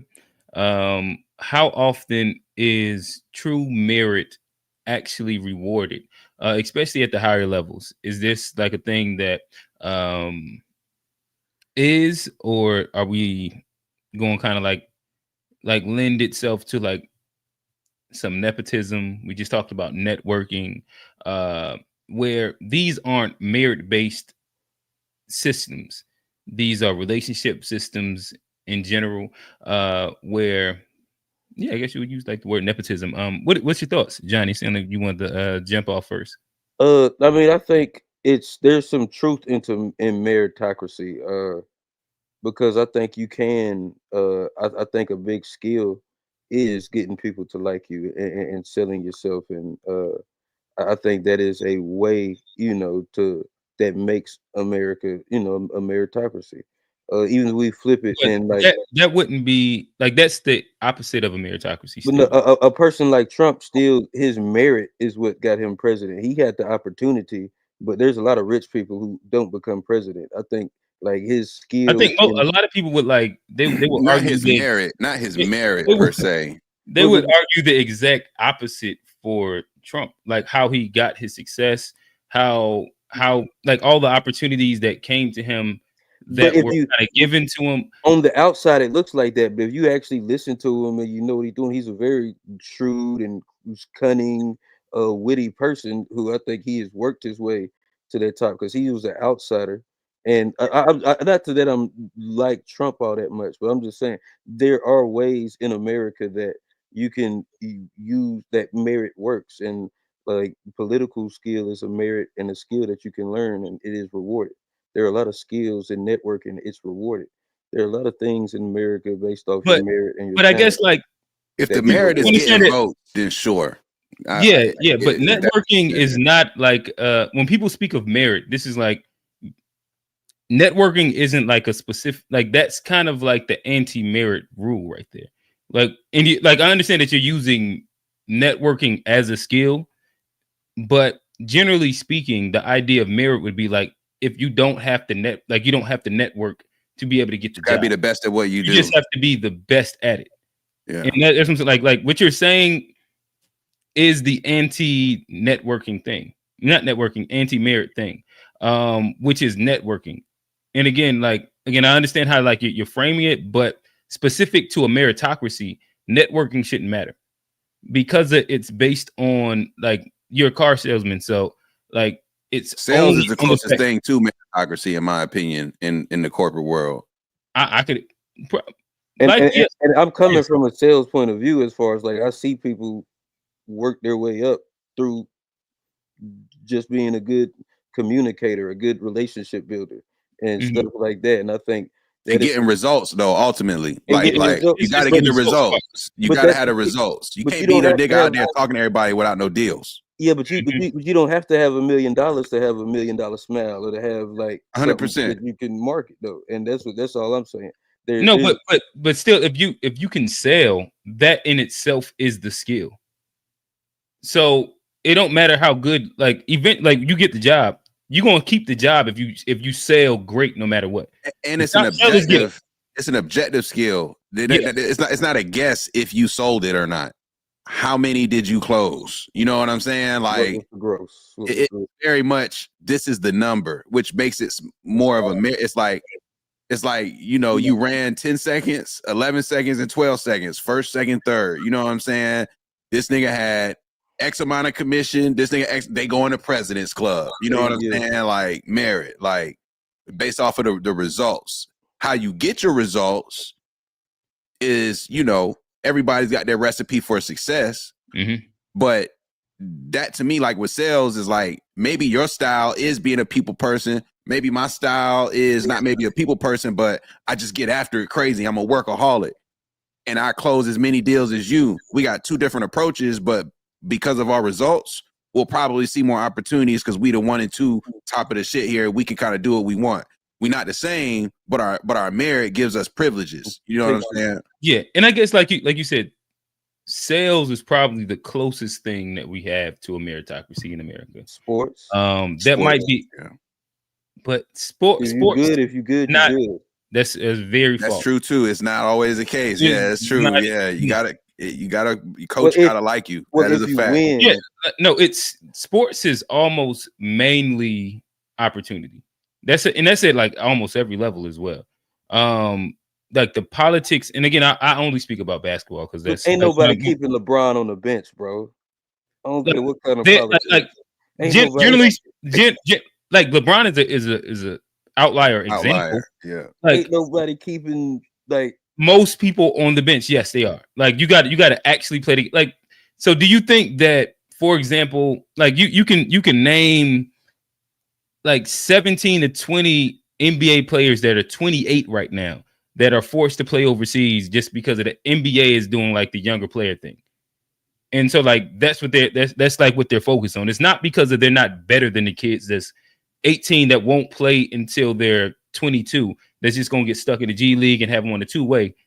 And because of like contract wise, it's beneficial. Like there's multiple players that right now today should be in the league, not off of like the fact that they didn't have a matter of fact. Like an example of this would be Jamal Crawford. His last season, maybe like one of his last 3 games, he dropped like 50.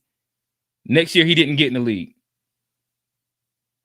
Just off of the fact that it's a new wave. It's not a merit thing. But again, this is across the board and in basketball. This is inside. This is in college. This is inside high school.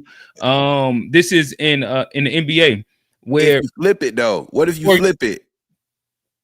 What if you flip it? Because there's a lot of niggas on that Carolina team that don't deserve no scholarships. Them niggas is trash. Them niggas look like terrible this past weekend. This nigga gonna drag. He used that. He did. Like, I don't even know why them niggas. Do them niggas deserve to eat? I don't even know. Let alone a scholarship. Hey, listen. No merit. Hey, listen. No NIL. UNC fan here. We got our ass kicked, and shout out to the boys. But this. Well, I don't know how I can spin this into a merit conversation, but they don't deserve nothing. Like the guys they talked about, and there's a piece of it that's true where, like, this is a less talented UNC team in general, and a big piece of that comes down to the fact that they didn't give Hubert Davis the NIL money. And you hear the alumni now talking like, what is it? Raymond Felton, Justin Jackson, forget the other dude. They got like a little podcast.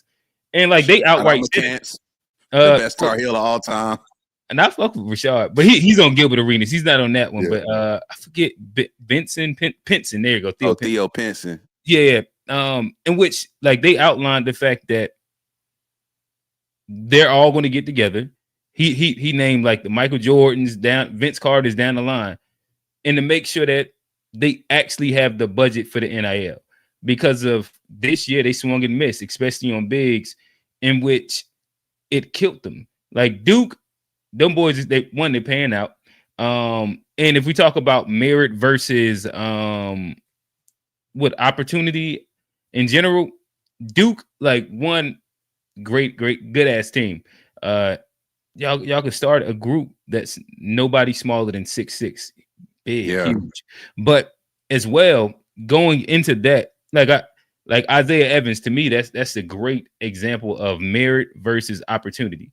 Where Isaiah Evans, he's the McDonald's All-American. Right now, I think he's leading the ACC in 3-point shooting. Like the boy can, like he can get it done. But at Duke, they paid that NIL to them guys. Yeah. Like you got Sion, they paid the money to him. You got African, the big boy. Yeah. You got him. Suzanne. It's like one or two other like transfers that came in. Yeah. They paid the money to where there's an order of checks and balances that come. It's not specifically just if you're better. There's also the other pieces to it as well. And that's where, like sports, politics reigns supreme unless like maybe you're LeBron and kind of KD get a pass, but like it's like three niggas that aren't affected by politics. You think true. Carmelo was out the league for like 3 years for no reason and then came back in and got right back to it?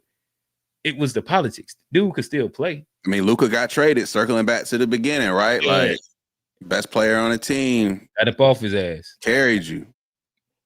Merit got you nothing. And like the worst part about that is like had he stayed, that's like an extra $100 million plus guarantee off the table for his next deal. Like that's really like that feels like I'm sick. If I'm a player and I know I just got like shitted out of extra $100 million guarantee, I don't know if I can play no more this season. I'm gonna have to sit it out, wait till next year to get back to it. I'm sick. Sick. Yeah. And again, this is not a basketball podcast, but again, we sports fans, so sometimes we kind of lend our way to it. Ron DeWine, you know the answer to this. My dog is shooting 9% on the season. We got to get we know the answer to this. But hey, shout out on the spot. A new listener. Appreciate you. But going back to the original question, is meritocracy? Well, I guess I don't know if G answered it. Is meritocracy a myth? Is it a stream of capitalism? I'm gonna say it's I don't want to go as far as to say it's a myth, as if it doesn't exist, but it is not. It's like more of an illusion than a myth to me. It's like it's one of those things where. Yeah, it exists. It's kind of like capitalism, free market capitalism. It's like it's nice to talk about it in theory, but the reality is these markets ain't free. It's all sorts of barriers, plan factors, and how the dynamics play out. Hence why like the theories don't play out. So I feel like meritocracy is one of those things where it's like, yeah, in certain small niche instances, it makes perfect sense within a group to be like, they got it. They like amongst us, this person deserves it, et cetera, et cetera. But when you start talking like real life opportunities, putting food on the table, that's not going to be based off of merit. For sure, 100%. Gotcha. Anything else, Johnny? No. I'll back down. Sports that was a bad example. So. So I don't know. I got a couple questions. Let me see. What would be the best way to kind of walk down? All right. So y'all said that in general, meritocracy does feel like a myth. Does the system keep? So generally speaking, as we speak about, again, we had a bit of the DEI conversation earlier, and some of the barriers and why maybe we kind of came to a consensus that its current iteration needs to be done with and reformed, but there probably needs to be some version of something there to keep it from becoming like the good old boys club. So I'll kind of flip a very similar question onto the meritocracy conversation. Does a system keep meritocracy from ever existing?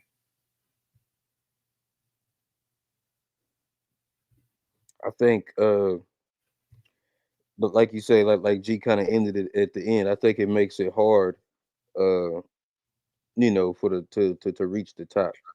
I think the system puts a cap on it. I think the system, having thought about it, I think the system allows you to work up to a certain point.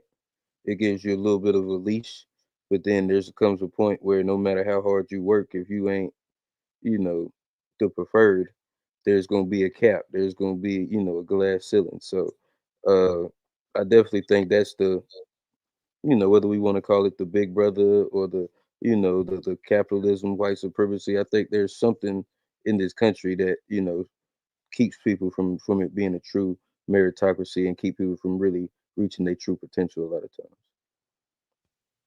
Gotcha. G, talk to us.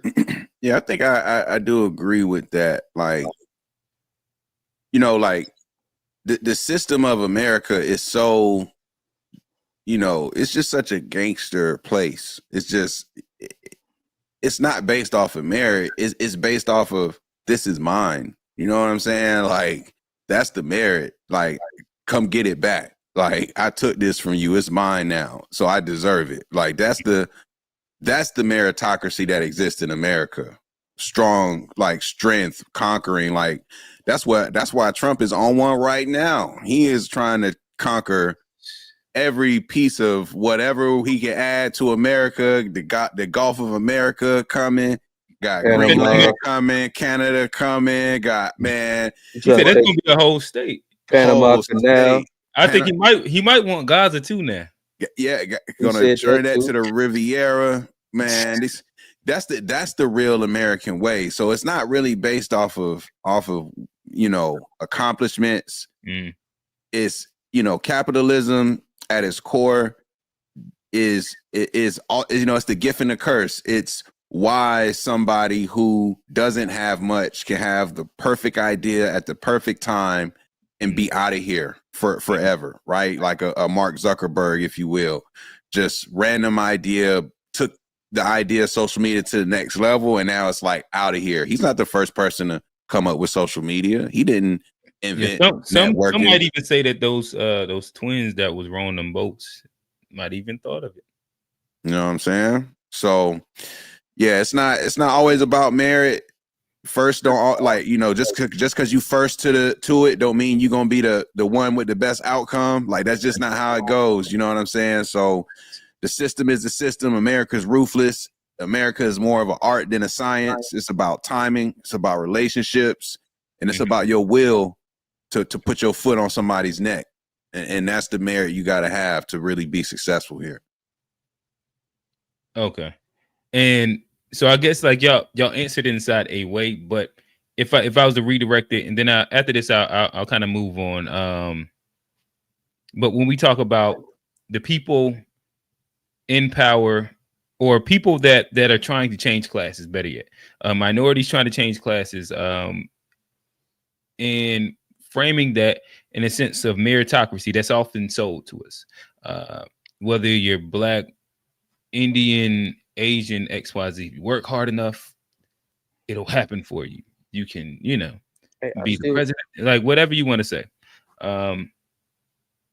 Will the system eventually get in the way of that? Yeah, I mean, yes, but you still have to work. Like, I don't like just because the system is going to be there and it might stop you, don't mean you don't have to put in the work. And that's my only you should thing. Call it to a learned helplessness. A learned helplessness. No, you should always, put in as much work, if not more than you can, regardless of whether there's a system there or not. And that's because that's against the point I'm trying to make.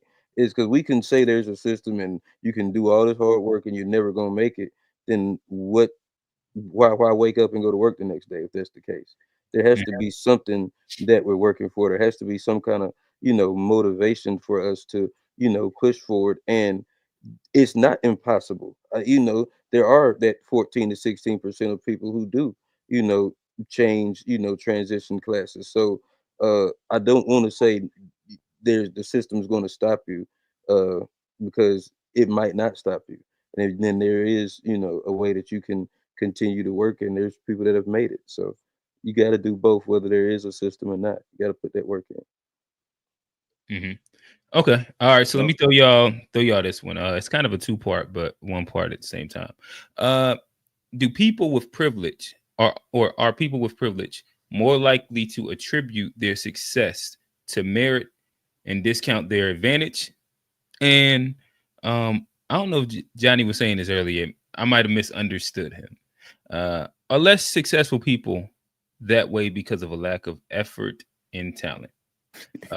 Again, I'll start the part A just to put it back in your mind. People with privilege, are they more likely to attribute their success to merit and discount their advantage? For sure. And I feel like it's just human nature to some degree. Like you achieve something, you want to think that it's because of what you put in and the work and the time you invested, and rightfully so. It's a part of the formula. But like how we said earlier, like, where you're born, who your parents are, what they did for a living, the types of schools you went to, the things that might have set you up for that opportunity that were out of your control. You might not want to give it credit. You might even, you see cases where some kids grow up with the affluent background and they grow up like resenting that affluence. Like they want to be poor. Basically, they're like, oh man, it's just too much money, man. We gotta stop spending, or whatever the fuck they be saying. It's like, it's like, I just, yeah, I don't personally relate to it, but it's like, if you grow up that way and that's the vibe, it's like, look, man, I just personally feel like if you come from that background, you're going to want to pat yourself on the back, fulfill, like, make yourself feel like you really that dude and did what you did without any additional help. 100%. I think that's more likely. Johnny.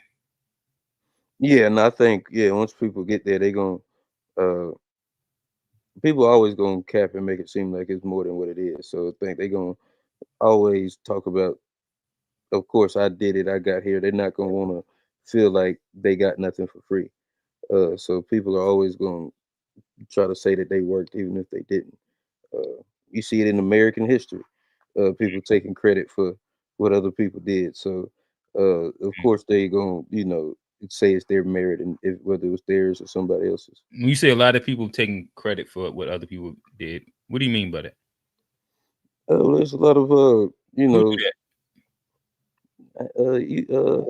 We ain't gotta go there, but this one ain't about them. But there's a lot of inventions, ideas, stuff that's been music, art that has been profited off of by the people who didn't create it. Yeah, Thomas Edison didn't really. Yeah. So that if that's not if that don't tell you what it is, then I don't think nothing else will. Gotcha. In the second part to the question, are less successful people that way because of a lack of effort / talent? Thoughts? Nah. Nope.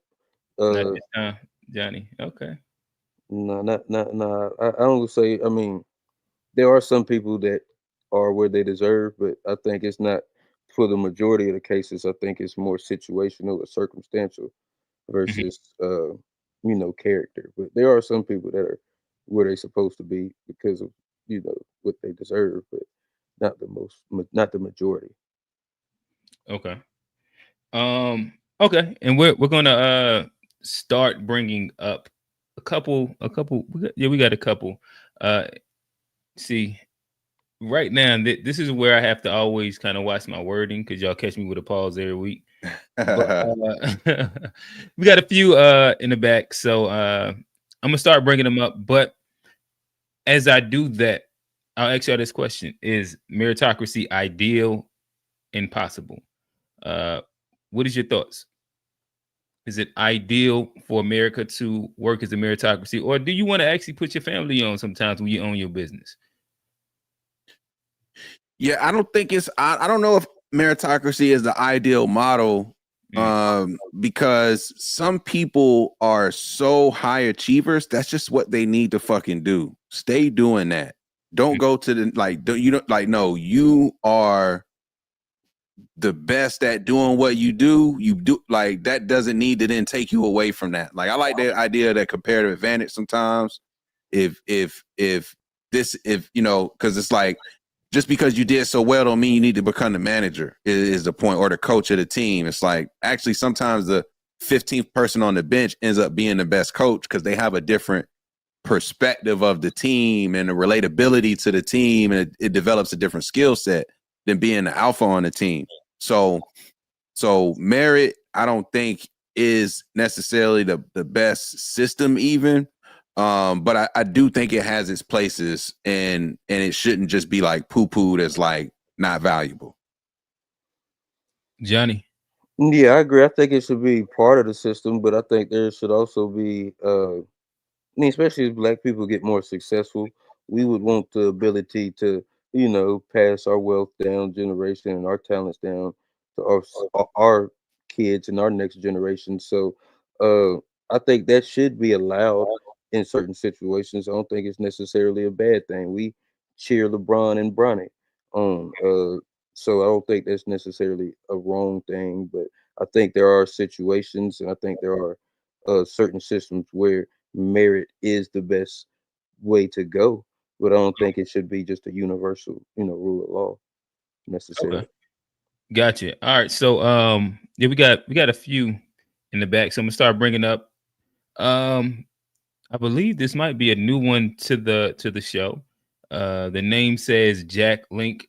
Again, to anybody that's calling in, first time call-ins, typically how we do it, we'll give you about a good 2 to 3 minutes of just a runway, where again, we'll love for you to address the question, but again, it's a runway for you to kind of tell us what your thoughts is, what you agree with, disagree with.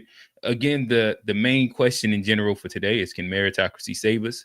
Is it possible? Is it ideal? You know, just kind of like the whole ram of things when it comes down to it. But saying all that to say, Jack Link, talk to us, brother. Hey, how y'all doing? Good.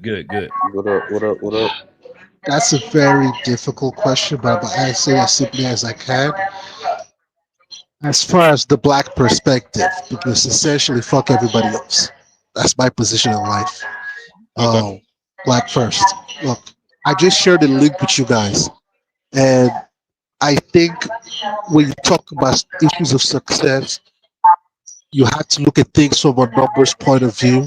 And I heard Mr. Johnny or somebody else just mentioned athletes and LeBron James. Those people don't count. Like a lot of Black folks, the way we see ourselves in this country is not the reality of our situation. So LeBron James, Jay-Z, those people aren't real people in the real world. They can't do nothing for nobody. Like Black folks have no wealth, and at the bottom. It's not just Blacks, Latinos too.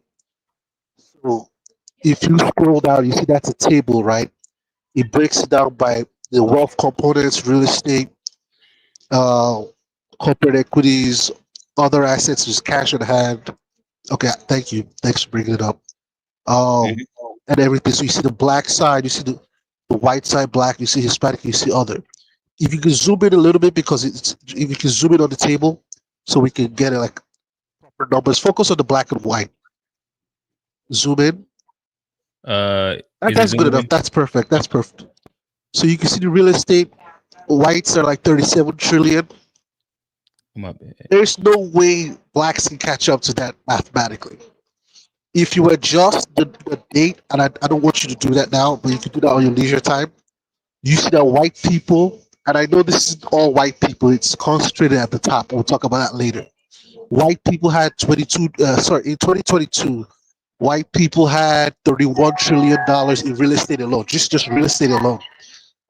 2024, it's 37 trillion. So between 2022 and 2024, they got $6 trillion.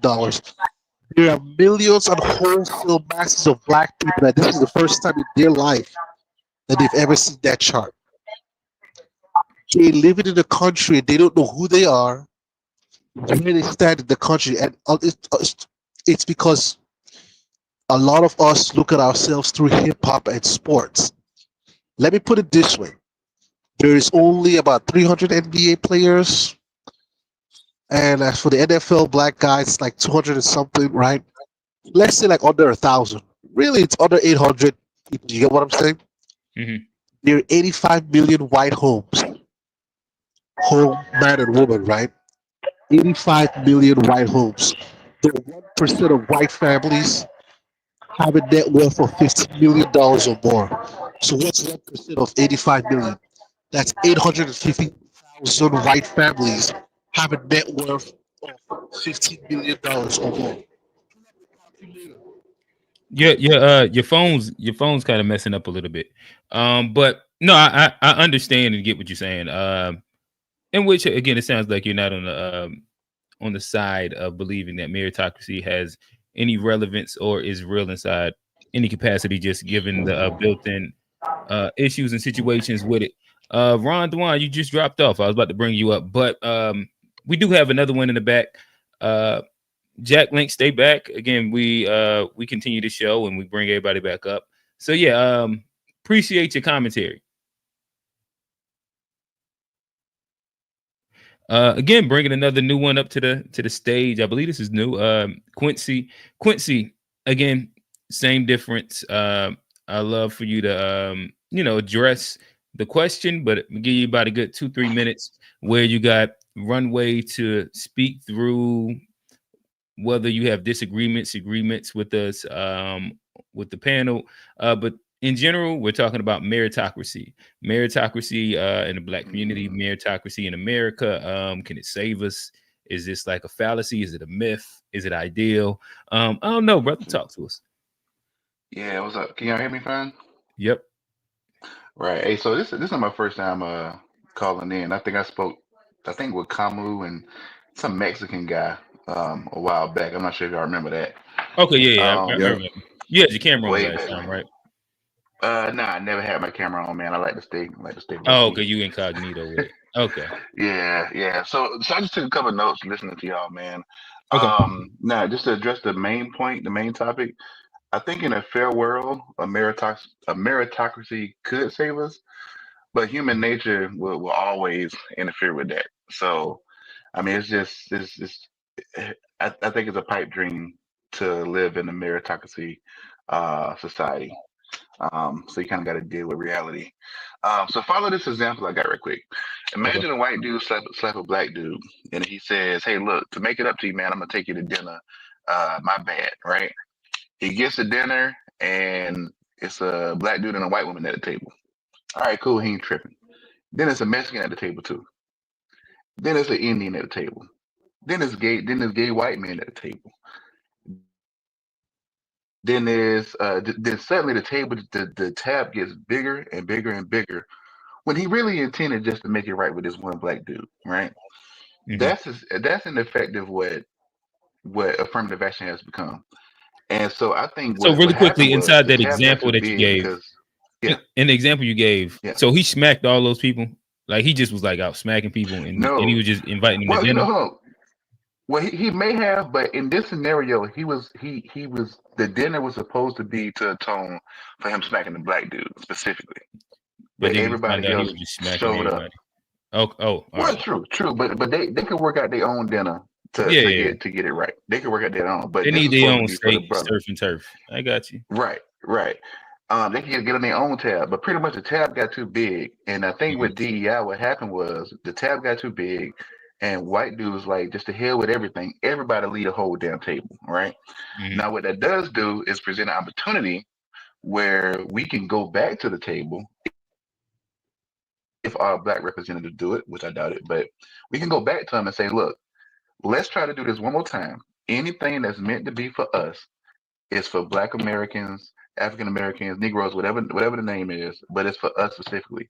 And it has to use that name. Don't say minorities, don't say people of color, don't say women because that includes white, don't say nothing. If it's for us, we needed to say specifically us who was aggrieved. Just like being sued because you was hurt by a car wreck. You know, your name is the one that's, you know, your specific name goes straight to you. That's the first thing. The second thing is with that agenda tab, what's happening with us when y'all mentioned that we don't even really benefit as much as we should. I think what's happening right now is that we don't benefit as much, and everybody's looking to us to jump in and fight, right? But they want us to jump in and fight because we the only ones that got the social capital and the historical capital of grievances as much more than anybody else to really have leverage to get them to do it. So everybody want us to fight so they can continue eating, and we're kind of like we're in this rock and a hard place. It's like, do we fight to get back home? But everybody's sitting down eating when it really should be for us, or do we fall back and say, okay, to hell with that. Let's circle back around and try to have a one-on-one conversation without all these other people in the room who really weren't supposed to be in the first place. Yeah, and then there's two more things. Okay. Yep. Well, I was going to say we that you pretty much described through metaphor kind of what the conversation that we had at the top of the show, dealing with DEI and where. Yeah, like it's a really nuanced conversation to where, yeah, it just addressed to the point of what you were saying. Yeah. But go ahead, brother. But this is an opportunity where Black Americans really, really and truly got to be politically selfish.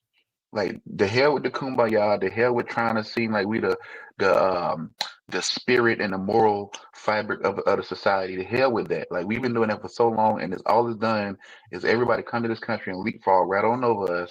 You'll never see us at the top of any stats as far as income go and education go. So it's really time for us to really be politically selfish, but I doubt that will ever happen because, like I said, I think our Black politicians and representatives they've been bought and paid for.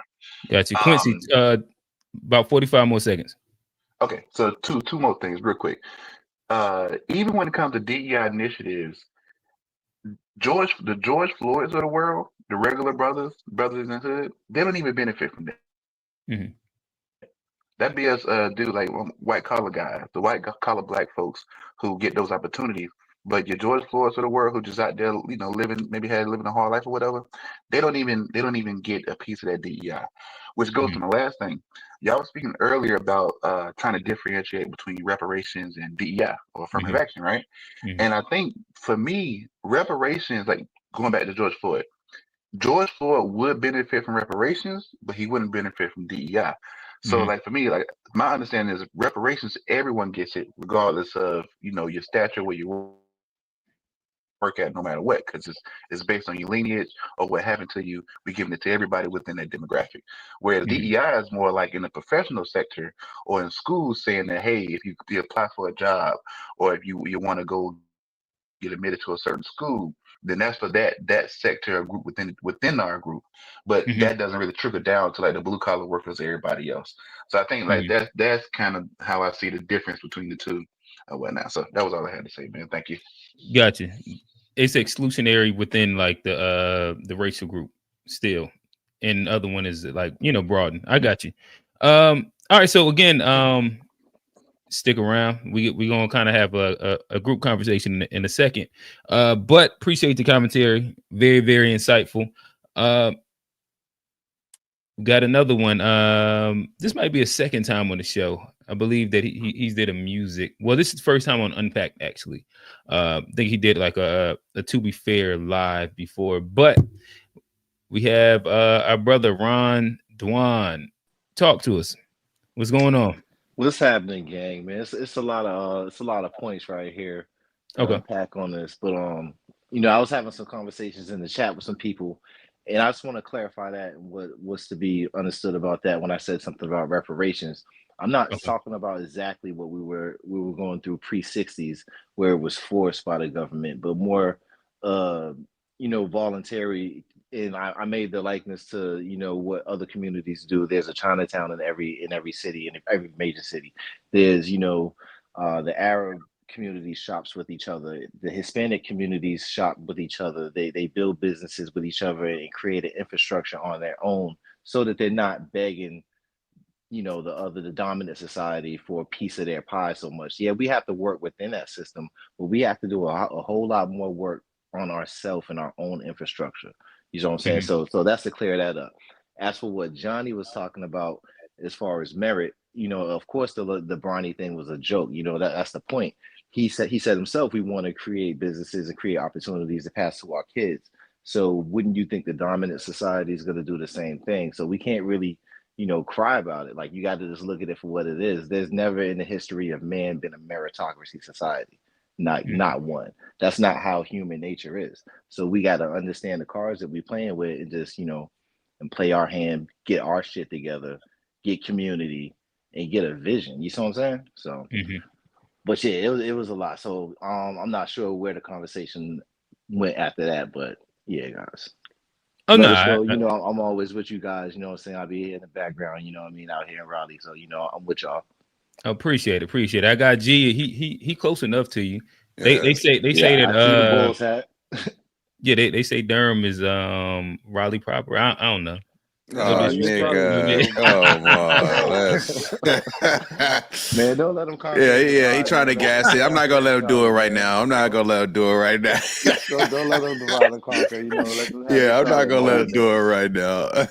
It'd be interesting conversations. It'd be a lot, man. But I just think we got to focus on us, man. We can't really worry so much about getting a piece of their pie and crying. You know, it's Stockholm syndrome, man. You know, we gotta, you know, go back to doing us a little bit and be militant enough to stand on that and whatever that brings, you know what I'm saying? Just as the minutes of our culture and our society, you know what I'm saying? But we got to invest in ourselves more in our own infrastructure, so we're not so needy towards some people that showed for 400 years that they don't fuck with us. So it's like, you know what I mean? You keep asking the same people that don't fuck with you to help you out. It's not going to work, bro.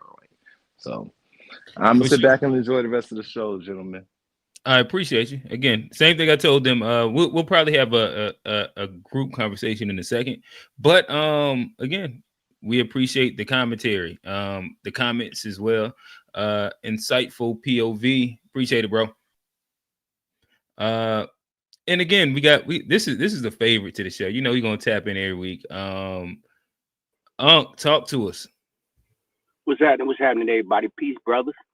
Peace. What's up, huh?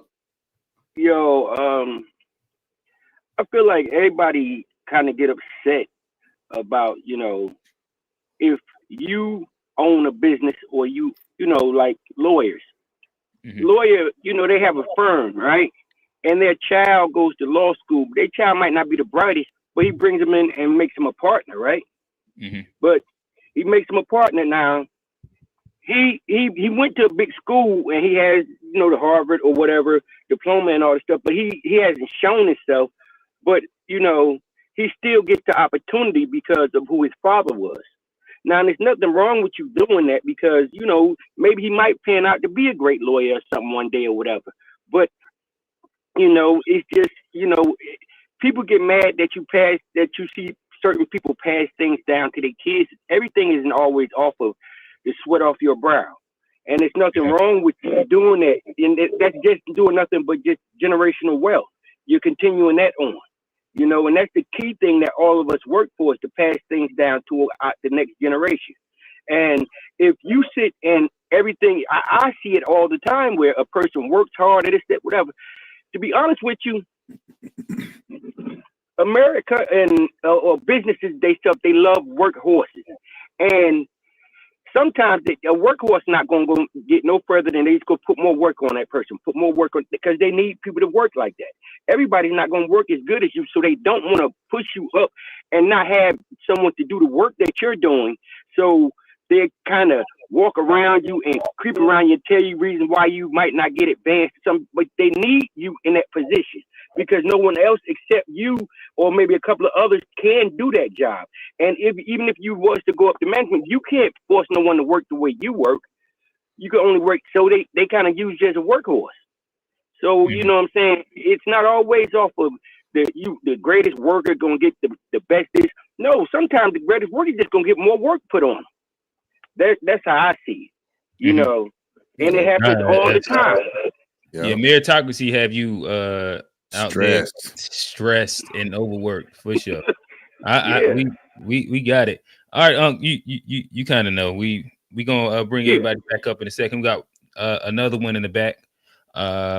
Appreciate it. Very shout out to all the callers, man. We appreciate that, man. Yes, sir. I believe this is a first time. We got John Galt, I think. Correct me if I say it wrong. Oh well, dropped off.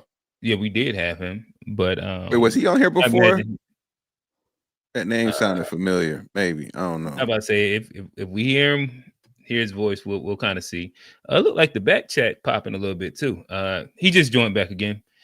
My bad, man. I changed cameras and shit. And let me see if I can change cameras again. Hope it don't fuck me up. Oh, shout out to the ODB right there. I respect that.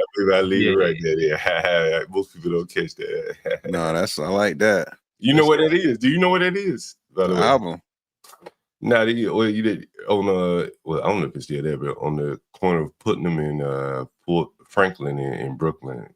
That picture is right there. That's actually right. Putnam in Franklin in Brooklyn, Crown Heights. Oh, best that, yeah. Oh, word.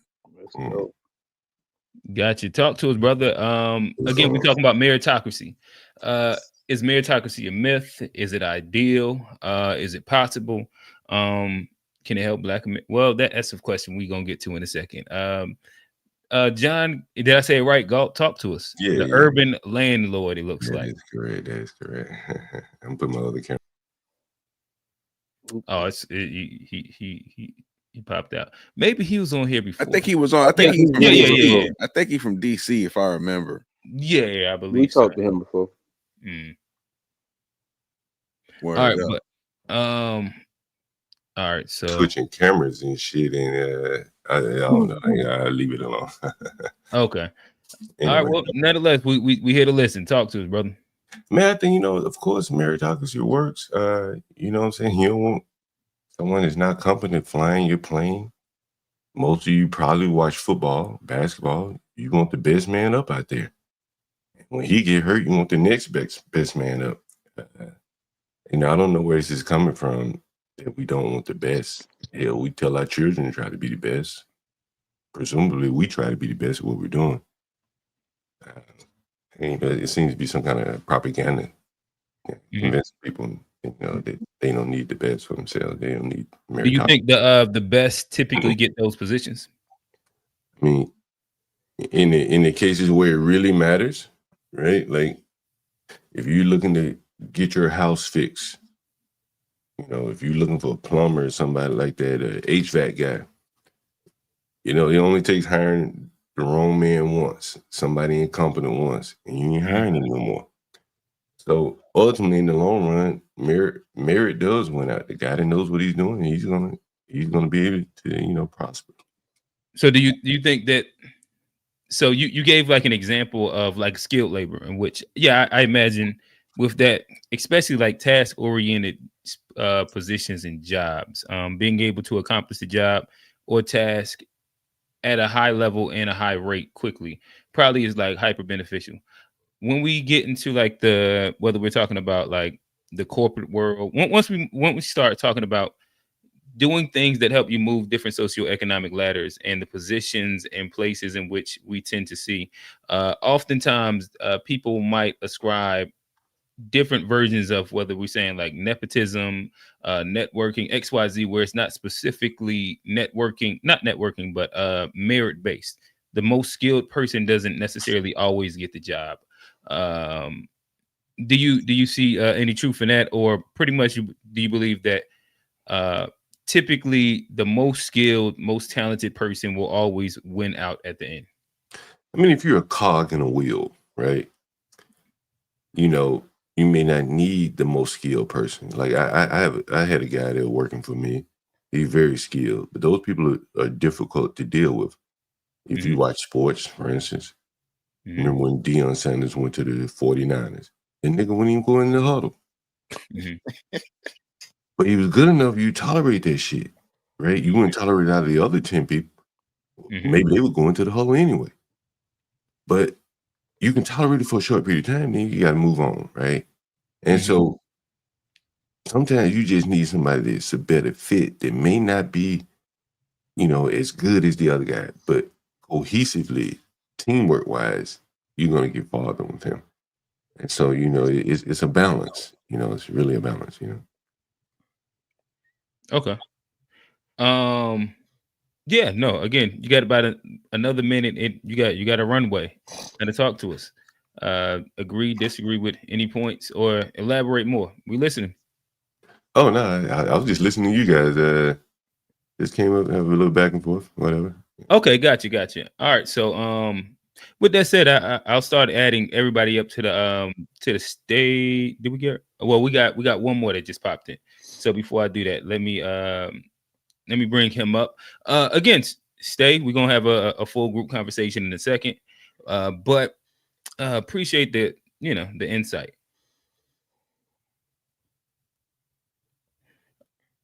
All right, another favorite to the show. Kofi, what's going on, brother? Again, we're talking about meritocracy. So yeah, I ain't gotta explain the rules to you. You already know. What is your thoughts? Is meritocracy real? Is it something achievable? Is it a myth? Can it save us? What's your thoughts? Society in general is based upon meritocracy to select the best to do a job or fulfill a particular skill. I'm not saying this is your intention, but this is kind of like what the Republicans be kind of like feeding the trolls, the Republican trolls, because the whole thing that they got saying, well, hey, it's not based upon skills, it's based upon identity, and to fulfill the quota of identity of affirmative action and DEI, wokeism and yada yada yada. Saying so that's the argument they have. So obviously meritocracy comes into, is it really being implemented, or are we really doing our best? So when I hear people like Charlie Kirk and other people, my background is in aviation, so when they're saying, hey, look, I go on the plane, I see a black pilot on my way going to my seat, I get nervous. Now, me working within aviation, working with engineers and pilots, being around flight simulators and things of that nature, knowing what the requirements is to be a pilot, I just fall out laughing. Then I get upset. There's no, to fly a particular plane, for argument's sake, you have to have a certain amount of flight hours, and based on those flight hours, okay, what did you fly?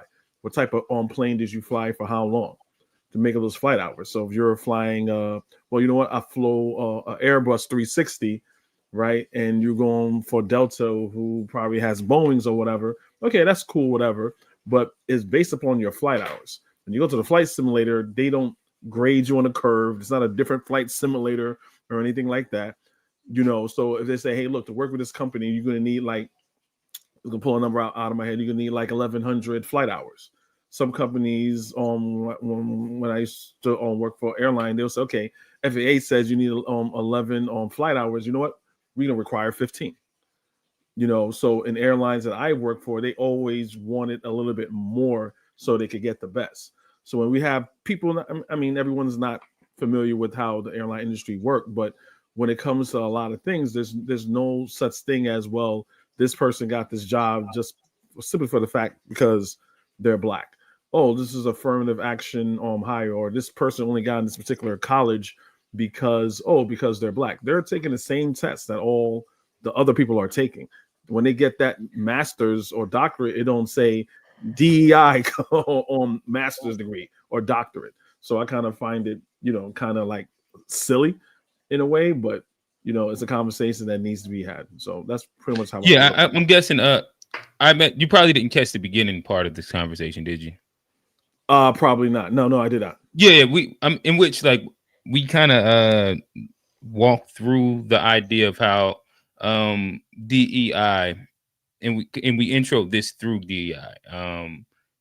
A lot of times the misnomer is the fact that unqualified people get positions and they get them through DEI. in comparison to where the application of actual what DEI is supposed to be is you hire a diverse amount of qualified people, which it sounds like that's what you're speaking to. The question isn't specifically speaking to it inside the lens in which you thought, and which is more so addressing what the Charlie Kirks, if you will, speak to when they say let's get rid of DEI and bring back meritocracy.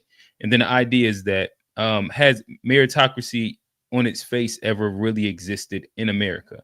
And that's more so what we're talking about in comparison to where you were at. I mean, for the most part, but it's also obviously nepotism and things of that nature, and it's not what you know and who you know. That those sound contradictory then. Well, I mean, not everyone does the same thing all the time. What sometimes there's rules for me, then rules for thee. So not everyone goes right, but then that takes away meritocracy. Yeah, it does. Like, I'm not a type of person that everybody does this. Everyone thinks this. This system is fine-tuned and perfect. Everyone follows the system. That's not true. There's going to be, exceptions to the rule, sometimes. But, everything based on that, if you want someone to do your house or go into a hotel or anything like that, is going to be like, that's why we got ratings like 4-star hotel. If you go to a restaurant, there's ratings on that. Like, health departments, is this a good restaurant? Does it have an A rating, a B rating? So everything is pretty much based on merit and skills, and not just based. Well, the establishment here is an Italian restaurant, but the Mexican restaurant over there, so that's pretty much what it is. But I feel it was a good conversation and something that needed to be had. Do you look like you wanted to hop in before I start bringing everybody up? No, I just I don't know how. I was trying to follow what you're saying, but maybe I just didn't agree with the examples, because I don't think, say, restaurant reviews is a merit. You know what I'm saying? Like, it's tough to be like, you got your merit because people like your food, don't like your food. I don't know. Restaurants, that's not really like you don't patron restaurants because like they achieve certain goals. You know what I mean? It's like, it is very much what's the word I'm looking for? Subjective when it comes to food and taste and things like that. Versus when we start talking meritocracy, we looking at more like objective measures that's like undeniable. You know what I mean? Agreed. All right, guys, I want to say something real quick. I agree with the guy who just spoke now. I don't know, I can't see. GA's Hitch, yeah, Mr. Kofi. The last caller who was just speaking, yeah, he was. I think that person was confused. Look, I'm gonna keep it short and simple.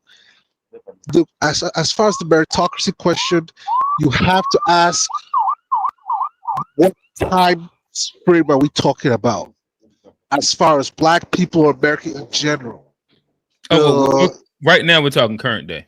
Okay, so current day, it's impossible to have a meritocracy because most people are average, and the difference in who will get what in terms of opportunities that don't require you to be a exceptional talent, what will determine whether you get those opportunities is how much leverage your people have, your parents or your people, your group, whatever. So like every job is not the same. Let's say let's say there's a job like you're a manager at a restaurant or whatever, or a manager at somewhere, like a regular manager. That's not the same thing as building nuclear weapons. There are certain jobs that you don't have to be a high expert. You get what I'm saying? There are certain jobs like I'm not gonna I don't care who your parent is or who your dad is. I'm not going to let you walk into my operating room. Yeah, you still have to execute the task at a high level. Yeah, that's what I'm saying. Different jobs. So everything in this world, for the most part, most things are on the normal distribution. Just a little bit. So normal distribution, if you pull that up, the median, the average, the bulk of it is going to be average. Most people are average. Most jobs require average talent or whatever. So because the majority is in the average, the people who have resources from their parents, from their group, from their culture, their community, whatever, those people will get those advantages. When you see super successful people come out of nothing, they're usually only two explanations. Like when you see somebody come out from like, let's say somebody that's from the bottom, right? Like somebody like Jay-Z. Somebody comes from Marcy Project to billionaire. There's only two explanations for that. One, pure luck, right? Two, person is just so hyper talented that they're in that small bracket of the distribution. Wait, yeah, they're an outlier. Yeah, They're an outlier. That's what I'm saying. So those are the only. You're talking about the bell curve in general. I'm saying I get what you're saying. Yeah, so the bell curve is a normal distribution. I had this conversation. This was a while back with a bus driver lady. She said her daughter dropped out of college at the third year, but she said she didn't have $5,000 in her bank account. So I told her that it was her fault that her daughter dropped that. She got mad at me.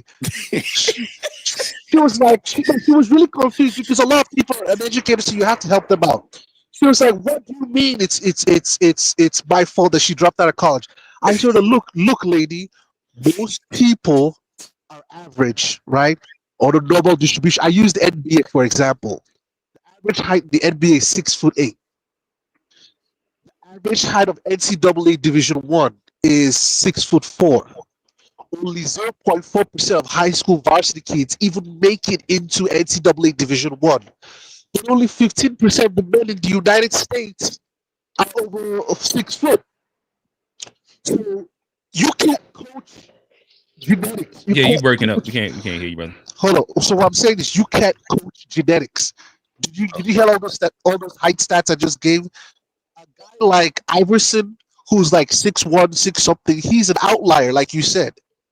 A lot of people don't understand basic math because of the school system here. They don't, and you see this especially in the inner city with people that I don't think he can see you, Q. Hold on. So you see this especially in the inner city with people that have been fed pipe dreams about escaping poverty through hip hop and stuff like that. They don't really understand the mathematical odds of coming from the project and becoming a rapper. Right. Because they don't know the basic math, and on top of that, they haven't seen regular successful people before. So those two things combined warps their expectations of success. Yeah. So those people are hold on. Let me just say this. I explained to the lady that look, because most children are average. We're not talking about the kids that are hyper talented in genetics that can play sports, or your kid is so smart they can go from the project to Yale or Harvard. I'm not talking about those people. Because most kids are average, what's going to determine how far your kids go in life is going to be the amount of resources you can put in their backpack. Matter of fact, this has been statistically proven. There's literally a website that shows you how far, statistically, how far you're going to go in life. Determine that it's based on your zip code. So a lot of people, I think that just like, so it's funny that we ended up right there. So because that actually answers a lot of your questions earlier too in the show too, though. Yeah. But yeah, I appreciate you, Jack Link. So as we start the round robin, I'm gonna try and make it to where everybody can kind of talk. So I'm gonna put a timer on and put 2 minutes on the clock for everybody as you come up and kind of get your shit off. Too. I can fall back. Yeah. But before then, I guess this probably makes sense. We did talk a little music earlier, in which it came across my feed that I guess this did just happen. Let me share the screen. One of the hip hop moguls that we all grew up on. He recently just passed. Wow. Gshpod passed at 54. Yeah, that's crazy. Yeah. So R.I.P., brother. Rest in peace, Irv. Definitely. For sure. Just wanted to kind of just throw that out there again. It just came across my across my desk, and I'm like, again, we are hip hop adjacent conversation podcast and show. So nonetheless, I will throw back into, and again, RPs to Irv Gotti, anybody that might be impacted. I know we got a couple people on here that are from up north. What's the chances 50 do something mad ignorant? Oh, he was already wilding earlier today. Oh wow. Okay, Yeah, dang, I'm already late. Dang, crazy. Yeah, he was already wilding earlier today. Crazy. Yeah. But I'll toss this last question to everybody. Again, I put the timer on. Feel free to answer as much as you can through that. Can/will meritocracy benefit Black America? Again, we'll kind of start our way and just work our way all the way around. And we'll start with the guests. Johnny P, he got his camera off, and G said he gonna kind of he it real quick. So Quincy, I'll throw it to you first, and we'll just walk our way all the way around. 2 minutes on the clock. Can and will meritocracy benefit Black people, Black America? What's your thoughts, brother? No. Right. But for me, my line of thinking is that, for lack of better words, meritocracy itself isn't the problem. It's America and its history with Black Americans that's the problem. They kept their foot on our necks for hundreds of years, and then while they gave their people free land and like a head start just out of this world. So the only way to even remotely be beneficial or to benefit from a meritocracy is for everything that happened to us to not have happened. So yes, I think overall, no. I think all things even, and I think more so like within the community where maybe, outside of white folks, when it's just us, maybe it can be a meritocracy. But even then, man, it's human nature to want to put your people on first, regardless of whether they're from the same neighborhood or, your mom and them, your cousin, his cousin, stuff along those lines.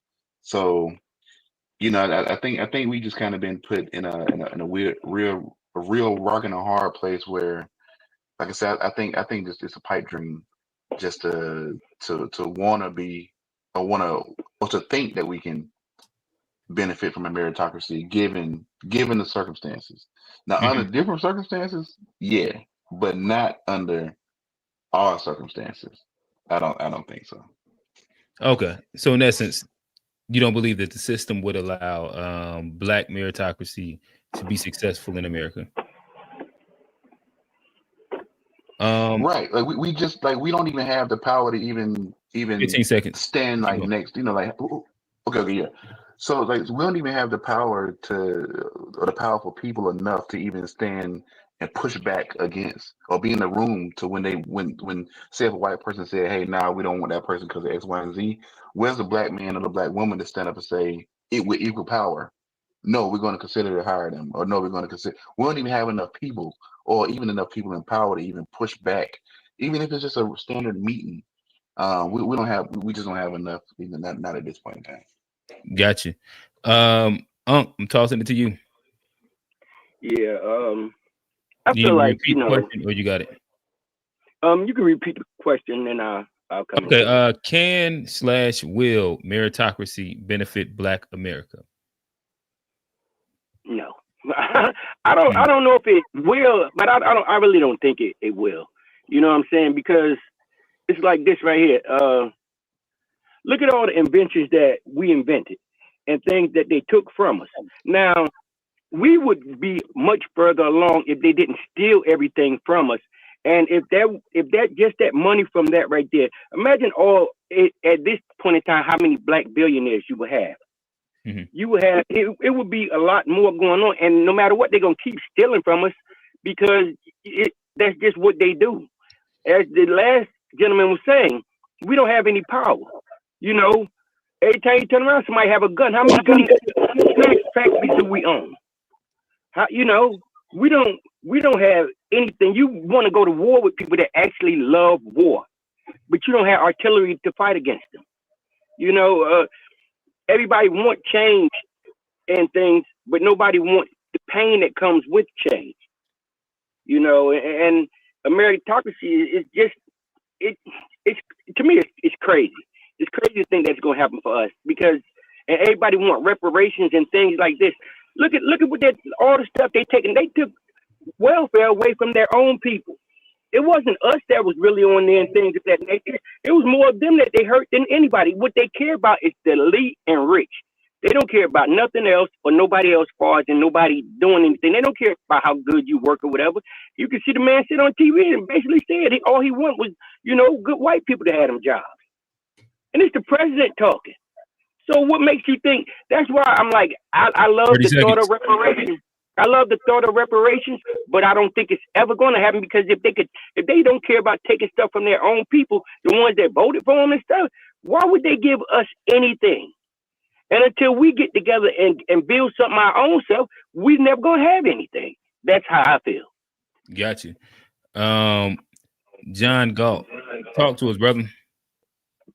You need me to repeat the question or you got it? Nah, I was hoping I could go last or, after a couple more comments. Well, yeah, Jack, but he had just finished this off, so that's fine. I mean, based off the first two comments, I don't think it can exist because you need the people to believe it, and clearly the first two people don't believe it. So, I mean, how can I can talk to G and Johnny. Maybe one of them think that it do. Johnny, talk to us. We ain't seen you in a second. No, I think it does exist. I mean, we just had Kofi and people. We talked about sales. There are spaces where it does exist. I think that means that there's opportunity for it to benefit Black people, especially if we were a little more united, had a little more financial literacy. I think there is opportunity for us to build wealth and opportunity and pass it down to others that look like us. So I think there is a lane in which a form of meritocracy could work. How it's currently constructed, it's not working for us. We clearly see who gets the benefit of nepotism 99 times out of 100. But I don't like to say that it's impossible. Currently, it's not working, but I wouldn't say it's impossible. Okay, I want to say something. I want to get on. Okay, go ahead, Jack. Go ahead. So I just want to address what the guy was just talking right now. Dr. Jared Ball at Morgan State University wrote a book called The Myth of Black Buying Power. There is no financial literacy that will save you from this. Black folks are locked out of wealth in this country. Not just Black folks, but I'm dealing with Black folks now. What I mean, and I think the problem is people don't understand how most Black folks barely have an education. And I'm not saying that to be condescending, so I have to explain some basic stuff. When I say Black folks are locked out of wealth, I'm not saying that we don't have rich Black folks, some rich Black folks. I'm not saying that it's not possible for one Black person or two Black people to become millionaires or multi-millionaires tomorrow. What I am saying is that the Black folks that will get money, because Black folks in general are locked out, are the exceptionally talented people. And those people are so small that the collective number is minimal. You get what I'm saying? So like, this is an issue of a thing with numbers. Because I think people don't understand what, like, where you have, let's say the median wealth for a white family is $280,000. Okay, not all of that is going to be liquid, so probably liquid like $40,000, something like that. That's around so. You say, like, when you do that, and when you do the math for, like, let's say 20% of the white population, so 20% of 85 million homes. When you do the math like that, you're probably looking at like I don't know, $30 trillion in wealth or something like that. Look, the median Black wealth for a Black family is $4,000. By 2050, they did the calculation that median wealth will be down to zero. So the issue is there's a gravitational effect here. Because the wealth moves like water moves on a hill, right? The water is 30 seconds. Water is the movement of water is determined by, like, gravity and stuff like that. So if you have like deep holes and fissures, the water will move towards the am I even making sense? Look, the point is this. I understand what you're saying. Like it's like an economic. There's a runoff effect. Snowball. Yeah. Yeah, there you go. That's it. That's the runoff effect of snowball. The same thing with climate change. So there's already a snowball effect in place that can't be stopped, except you change the system politically. But for that to happen, black folks don't even have a community anymore. Like there are no black families, and because there are no black families, there are no black communities. Then if you don't have black communities, there's no black politics. So this is why a lot of these black politicians are compromised. But this is a deep subject. But Okay. And I guess to avoid going into like a bunch of different tangents. You said a bunch of different interesting things that I probably want to unpack at a later moment. But G, talk to us, brother. And he kind of meritocracy, black meritocracy. If black people just focused on meritocracy being excellent, could it save Black America? Could it benefit Black America? Not that in isolation is what I would say. It's like I do think we do have to focus on how we perform across the board, like in what we produce, but that alone won't get it done. Just given the nature of what we do, it's like I feel like we have to pair. So then if that is not the case, then I would say, is it meritocracy if we can't just rely on the fruits of our labor? You feel what I'm saying? Like, so that's why I say like we definitely can't preach mediocrity in the community because that's not going to help us. Like we can't sit here and make people think that like,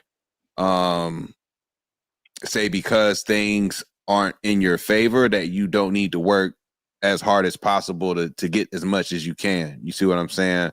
Mm-hmm. So I wouldn't want to try and like discourage people from doing their best. I think we owe that to ourselves to try and do our individual best as it applies to what we do. But if you think that alone is going to take things to the next level, I think you'll be sad at the results. Okay. We have a new person added on. I'm gonna give you a quick 2 minutes to kind of just get a free way of allowing us to understand your thoughts. Then I'm gonna throw to John. Hashim. Yeah, you hear me? Yeah, I can hear you. Talk to us. Hashim. Yeah, I posted in the chat, man. 6 years in my industry, I went from 20 grand to over 100 now. And I just want people to not get like convinced about whatever this mythos is about, black meritocracy or working hard and then feeling like as though that you'll get your due, but you won't. I'm just gonna pretty much just shout out like a couple data points, but black males have the highest unemployment rates of any ethnic sex group and the lowest labor force participation and employment rates among males, period. Now, and I'm just going to talk about black men, but if you also look at the mean early adulthood mortality rate for black males, it's 1.96 deaths per 1,000 persons. And to put it in perspective, that relationship between early life upward mobility and young adulthood mortality for white males is relatively weak. And if you were to look at studies and study those figures spanning from like 1900 to 1990, the percent of sons that were upwardly more mobile from each father income decile, you see that in 1930, for example, white sons were born in the second decile and had a 57% chance of being relatively upward mobile by 10 or more percentiles, while black sons had only about 20% chance. And by 1990, those numbers were about 80% and 45%, which meant relatively no change.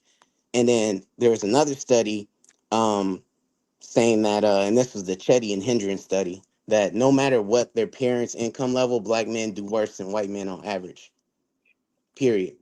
You'll on average be 12 percentiles below white men born into equally affluent families.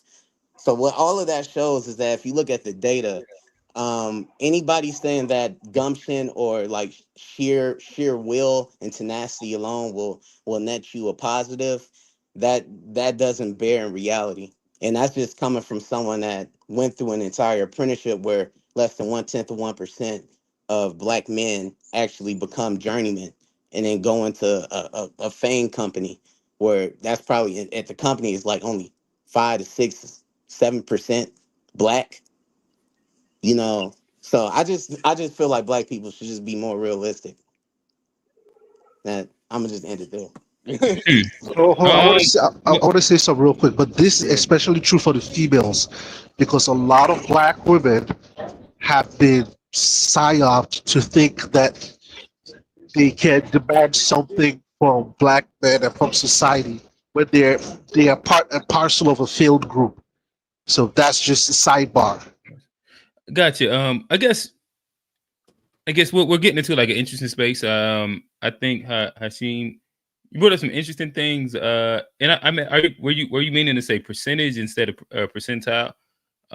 But No percentile. okay, I'll let that compute my brain a little bit in a second. But then I guess like your end result does seem to come off as fairly like a bit of learned helplessness, where it almost was like a doomer pill, where like no matter if you work hard or don't, even though I got this thing, I went from 20 to 100K in 6 years, do this apprenticeship. It really don't matter. I'm a hyper outlier, and it's not going to happen. In which I don't know if that's. Do you think that that's specifically a beneficial message to push as well? No, Um, the truth is that, if I were to go back to where I'm from, and I won't go heavily into that and say what city I'm from, but it's in the Midwest. If you just look at the county that I'm from, is largely poor, mhm, and disadvantaged. And essentially I would just say that we're segregated to just one side of the city, and mhm, essentially that's like a embargo quarantine zone where you're not really allowed to leave and nothing is allowed to come in. But this basically just plays into the reality of it is that the United States deindustrialized and that fundamentally destroyed the black community in the United States, period. If you were to even make a general assessment of it and just be serious, you would see what that did for us, and what industrialization did for black people was immense. That's why a lot of black people left the South and went north. If you were to be honest about the condition of black people, instead of working from your position, which is probably a privileged position. Now, for me, I was lucky, but as the guy said in the chat, luck is just basically preparedness meeting opportunity. So I just so mhm, happened to be prepared at certain points in time. But even my first opportunity was really a PR move by the company at that point in time. And they were working their way to get me out. So at every step of the way, you have to be honest about your position and you have to be a sort of tactician. And if you allow yourself to really work your way into this fairy tale notion of ability, which doesn't exist, then you're honestly going to perform probably less better than I performed, because the whole step of the way I was honest with myself. I want to mhm. say something real quick that's very important. I'm happy for what he just said, but I want to push back on just one little thing. The notion that the deindustrialization is what killed Black America. Uh, Deindustrialization in general had an effect on America, but because white men statistically had access to those jobs in the first place, so I would say they were more impacted. But the issue is a lot of people, a lot of millennial black people and Gen Z black people, they've been lied to by the older black people. So what happened after 64 and 68 is that the country was reset. There were specific policies. I'm talking about the Carter years that put people in power in terms of like allowed people to live in a type of depreciated assets. So like in 1970, like the average house was $23,000. The average income was 9,400. Minimum wage was $2.10. So $2.10 with 30 hours overtime, which you could easily get from a bus driver job or a post office job as a black person, whatever, right? Or even Burger King, whatever, right? 30 hours overtime. There was no illegal immigration from Latin America. You didn't have 22 million people from Guatemala over here stealing your jobs, undercutting you. And another thing that's very important, you didn't have high technology displacing you either. So a lot of people don't understand that there's so many jobs back then that don't even exist today. Like a bank teller used to be somebody's whole career. So what happened is in that generation, you could go out and work and buy wealth. That's for a third of a house. So Hey Jack, your Yeah, we phone kind keeps of yeah, your lose phone. you. hold on. So thank you. These people, these older black people, your grandma, granddaddy, they were leaving. Uh, hey People, sure. Jack. Your phone is yeah, it's kind of going in and out heavily No, but I at, get at, what the, at he the moment. I get what Um, he's saying. I He mean, the said, "Hold point. up," like he fixed it. yeah. Yeah. In No, which I again, get. like, and I understand like the notion of what you're saying. I think that I'd probably say like a majority of the panel has very similar, like a very similar story to what you would have just described. Yeah. But I Just to also be would fair, I want to imagine. Go ahead. just something. So the thing is, most of those millennial black folks, like, let me say something. So all the white people have $130 trillion. Yes, it's not evenly distributed. We'll talk about that later on. And In Jack, America like, are is you are you six. are you are you from the states or are you from Hold on, or where are hold you on, hold on, from? Oh, hold on. Don't get distracted. Hold on. yeah. This is important. Get distracted. But All the black people, hold on. All the black people in this country, regardless of wherever they come from, all the black people have $6 trillion. 4 out of that $6 trillion is in Uber pensions and homes.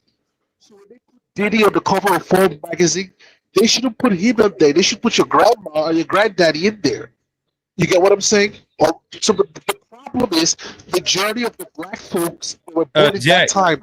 They didn't go to school and we, Jack. I could Yeah, barely hear you, man. yeah. Yeah, Jack. It's hard. It's hard to really understand what you're saying right Yeah, now. No, I Um, get what he's saying. I mean, the point is that the inverse of deindustrialization is financialization. He's talking about Carter. If you go from Carter into Reagan, you're talking about really the neoconservative shift, and you're going from the bread and butter economy that was really just the post World War II economy, where the United States came out of World War II relatively unscathed, and essentially just had full world dominion and imperium and monopolium, essentially controlling everything. this And nigga Jesse Jackson. and if you go from that, and then we're going into financialization, this was really just a generational move. They had been planning for this for some time. I'm talking about the true planners of the economy, and at this point, the world economy. If you look at the World Economic Forum in Davos and et cetera, but you're going from the OCGFC, or the owners of and controllers of global financialized capital. Now they're really just going to further destroy and strip mine the United States. That's the move right now. And attempt to cudgel the world majority back into submission. I'm talking about the global South versus the essentially the North Atlantic powers. So if you want to, you have to take. I get what you're saying. It's essentially the same thing, but it's one and the same, because really what afflicts black people in the United States is really settler colonialism, because we're managed as an internal colony. Black people were really never thought of as full human beings. And you have to take a realistic and philosophical approach, and then apply that to real life and how you live, because that's essentially what I've done. I know full well what happened to black people. I'm not under any illusions. I feel like a lot of black people are under illusions. Feel that they really have power here. You don't have power here. There's absolutely no institution that exists for you to have power here. I mean, the real question is this: are black people going to realize this in time, or are they not going to realize this in time? And we're going to just continue to talk about it you know, and then Well, have these. What does that mean for black people? Should we leave? Like, what does that mean? I mean, that's the point. That's really the Well, question. I want to push. Hold on. I want to say so. I want to push back on that a little bit. I But think Jack, you ain't tell us where you from. Where you from, Jack? I'm from New York, man. G, come on. We Hold having on, way no, too where good you of a from, productive bruh? conversation. Come on, bro. Hold on, but my people are from Trinity, but I've been around the world. So what are you saying? My people from Mississippi, man. You know No, what? what I'm You know saying what is, happened here? hold on. What I'm saying is this. What I'm saying is that we don't want to get into all this trauma bonding, whatever. Look, what I'm saying is this. As far as white supremacy goes in the U.S., the thing with America is there are different factions. Like the white folks are what the black folks were dealing with before 1964. It's not the same white folks that took power, that were in power after 1964. The white folks before 1964, that was the white Anglo-Saxon Protestant. So that's the white motherfucker that's going to look you in your eye and he's racist to your face, and he has no pretensions about it. But what happened was there was supposed to be a second civil rights movement because there's two fights. You get what I'm saying? The first fight was what black people won that, yeah and amen. But the second civil rights movement was supposed to deal with the liberal elite, who are still very racist. But their racism is more clandestine. You get what I'm saying? I think a lot of black folks failed at that level because most black folks never rose to the occasion. Like I said, the opportunities that were given, even with Nixon's labor secretary, the opportunity that was given to the folks in that generation, the boomer and great gen people. If you look at the chat, I put something there. America says the great wealth transfer is not 72 trillion but 129 trillion dollars, and the government gave it to them. So what I'm saying is that wealth. So Jack, and I guess like I'm gonna try and redirect the conversation. So like I understand everything that you're saying, and there's a space where like you're giving the diagnosis and you're like going inside of a very you and Hashim, like you're doing a good job of like the diagnosis part where like, but this is a space where I don't think that you really have much pushback in like diagnosing like the condition of Black America, in which this is where, as I kind of stated earlier, like you was like y'all kind of prescribing a doomer pill where it's no action. I haven't heard the solution part to it. And it's been kind of just, well, this is what it is, and this is what it's going to be. And it almost, I use the term learned helplessness, or if you just want to say a full helplessness in general, that's the only piece that I've heard from y'all. You might have been working your way up to get to a piece where you're going to talk about like an actual tangible solution, or maybe you just believe that we are at the hands of the dominant society, white supremacy, whatever version of a term that you would want to use that describes, like why Black people are inside this current condition, and that we have nothing to do with it. Right now, and I guess the idea of the question is, would being or basing things around merit, even though this is not like an indictment of agreeing or disagreeing, would merit actually benefit? I think that you answered no. Where I would have built off of, and I do want John to go really quickly because I didn't had him on ice for a second, but would be if the answer is no in the way that you described. I understand what you're saying, the snowball effect of generational wealth, and it's a race that almost is impossible to catch up with. What would be the prescription, or do you just subscribe to like a version of learned helplessness? But before you get into that, John, you've been waiting patiently. Talk to us, brother. I'm going to try to make it real concise. I'm an urban landlord here in DC, mostly Black tenants, white tenants too, Hispanics, Africans. I go in the neighborhood stores. I live in the ghetto. Right, Malcolm X, Martin Luther King, all around me. Every store is owned by a foreigner. If it wasn't for me being a Black landlord, I don't know who the hell would rent to some of these people. I promise you, the foreigners are not going to do it. And so I've been wondering for like the last 20 years. I've lived in Brooklyn. I live in Brooklyn part-time. Every store up there, go to any corner store, In the ghetto, the blackest, most dangerous neighborhoods.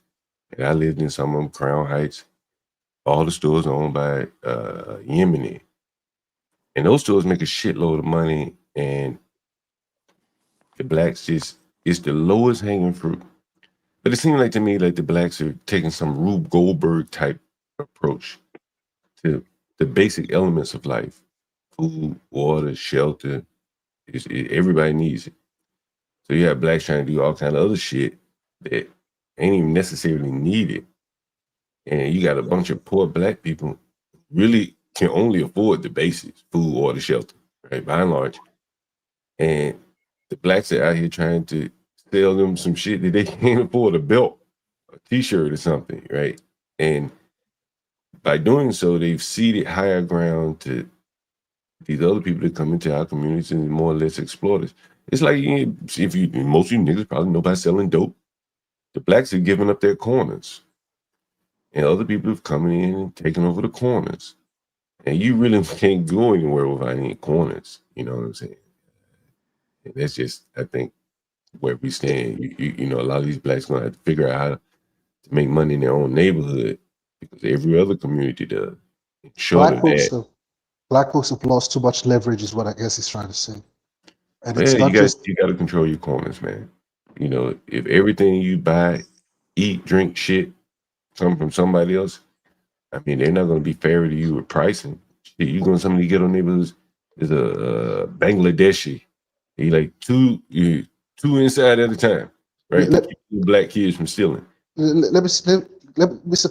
John, let me just say something real slow. Black folks are essentially children in America. I mean, ain't no solution in calling names, right? No. Hold on. Let's not get carried away. When I say children, I'm not saying that in an insulting way. You got to understand, what are children? Children are dependent. So a child is dependent on the parent or the guardian, right? So black folks, we're dependent on other people for everything. Literally. Like, let me put it this way. So, Indian America. Hold on. Real quick, I'm gonna let you keep going. But we are going to start wrapping up. So what I'm gonna do is start with you. Give everybody 2 minutes on the clock, or really we'll do about a minute 30 to kind of get your last piece off. And again, like, expand wherever you want to expand that. Yeah, we done went past our typical time period, but I do want everybody to kind of end off their thoughts. It's been a great conversation. I've really enjoyed it. Jack, talk to us. You can start us off. 90 seconds. So Indian Americans, I'm not talking about Native Americans, Indian Americans from Asia, South Asia. They came to the US in the early 90s. So even after all the opportunity that black folks had in the 70s and 80s, late 60s, whatever, they're less than 1% of the population. But they own half of the motels in this country. So they don't even... the early 90s. Hold on. Statistical numbers, like 3 Indian families or 5 or 10, 50 Indian families is nothing. You could pull all these records up. Most of these people came here in the early 90s in statistical numbers, and they're still less than 1%. You own half the motels in this country. So they strategically did that. But what I'm saying is they don't have an unemployment problem like black folks have, because they solve their own employment issues. What I'm saying is a lot of these problems are because of the failure of those 2 generations of black folks. You get what I'm saying? And everybody's looking up in the sky like they don't know how to fix this shit because they're stuck. Because I don't know, bro. Well, it sounds like what the complaint is, and it sounds like what the complaint across the board is, that meritocracy isn't specifically a way out. And it's to the detriment that we haven't built our own black systems. Right. I mean, my question is, how can you really build those systems? I mean, if you I'm just starting the clock on you, but go ahead. Yeah, take a more realistic approach, and like I always say, look at the empirical data. A lot of people could draw from emotion. That's why I haven't really drawn mostly from my personal experience. But if you just look at black people, you have the chattelization and racialization of Africans who were really just subjected to just the expropriation of their labor, like the pure expropriation of their bodies and their lives for like 160 years. That's a mass shift. That's a mass theft of wealth And it's not surprising because the British did it to the Indians and stole trillions, and killed millions, hundreds of millions. I mean, if you look at black people, you see a violent forced dispossession and terrorization of black communities. You see sex-based racial discrimination in the labor market for black men because we essentially were not men. We were essentially female because the uncivilized races of men were female. Period. That's how we were thought of. And you got a history of undercapitalization and blockades on wealth accumulation, which caused unequal access to non-wage assets. You had pockets of long-term intergenerational poverty, public disinvestment and divestment for years, and that federal disinvestment created a template for private action. You had just the absolute and institutional decimation of black people. So when you look at it like 20 that, seconds. you're realistic. Then I mean, I think you'll come away from that and actually just approach life in a different way. You know. I know, Yeah. and I get it. Yeah. I guess through everything you said, what I've been wanting you to get to is the different way, though.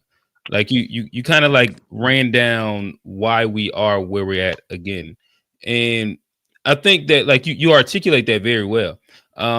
The next space that I would love to inside like a further conversation is here you articulate solutions.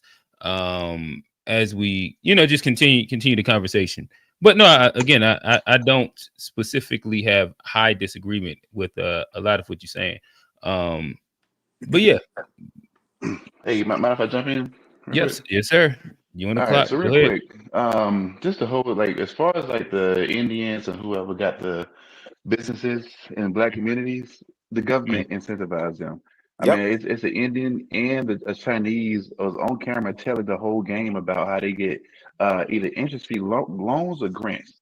It's for 7 years, and after the 7 years is up, they just give it to their cousins, start it over for another 7 years. And this is all kind of stuff that we're just finding out in like 2025, 2023, 2024. So we so far behind the eight ball as far as discovering how much game was ran behind our back to sabotage us in our own communities. So and I'm not saying we're not at fault, but you got to tell the whole story because it's not like folks aren't out there trying, don't want to do stuff. It's like these folks literally get incentives by our own government, and they actually have capital from their country too. Whoa, So whoa, whoa, whoa, it whoa, has whoa, not. whoa. Hey Jack, you got to let him Hey, my run his man. full Yeah. his full time. Right. So that I wanted to say that. Second thing is leaving America, that's a pipe dream too. No country is about to accept 50 million African Black Americans. And that'd be the dumbest thing we'd ever do because the moment that we leave, 50 million Caribbeans and Africans will gladly replace us in a heartbeat. So that ain't even that's ridiculous to even suggest. The last thing I want to say, man, is that what we want to see ultimately, I'm 42. We're not going to see it in our lifetime, man. We just getting around to getting the fathers really back in the home. Like our generation is really getting the fathers back in the home. After the 80s with the mass incarceration, the crack epidemic, and all of that stuff that happened back then. We're finally getting like slowly but surely getting back on track. Now I don't think that we will ever get 20 seconds. Well, I won't say never. I won't say never. I just assume that if America doesn't give it to us outright, then it'll just be a long track ahead. It took hundreds of years for us to get into this, and it's going to probably take just as long to get out.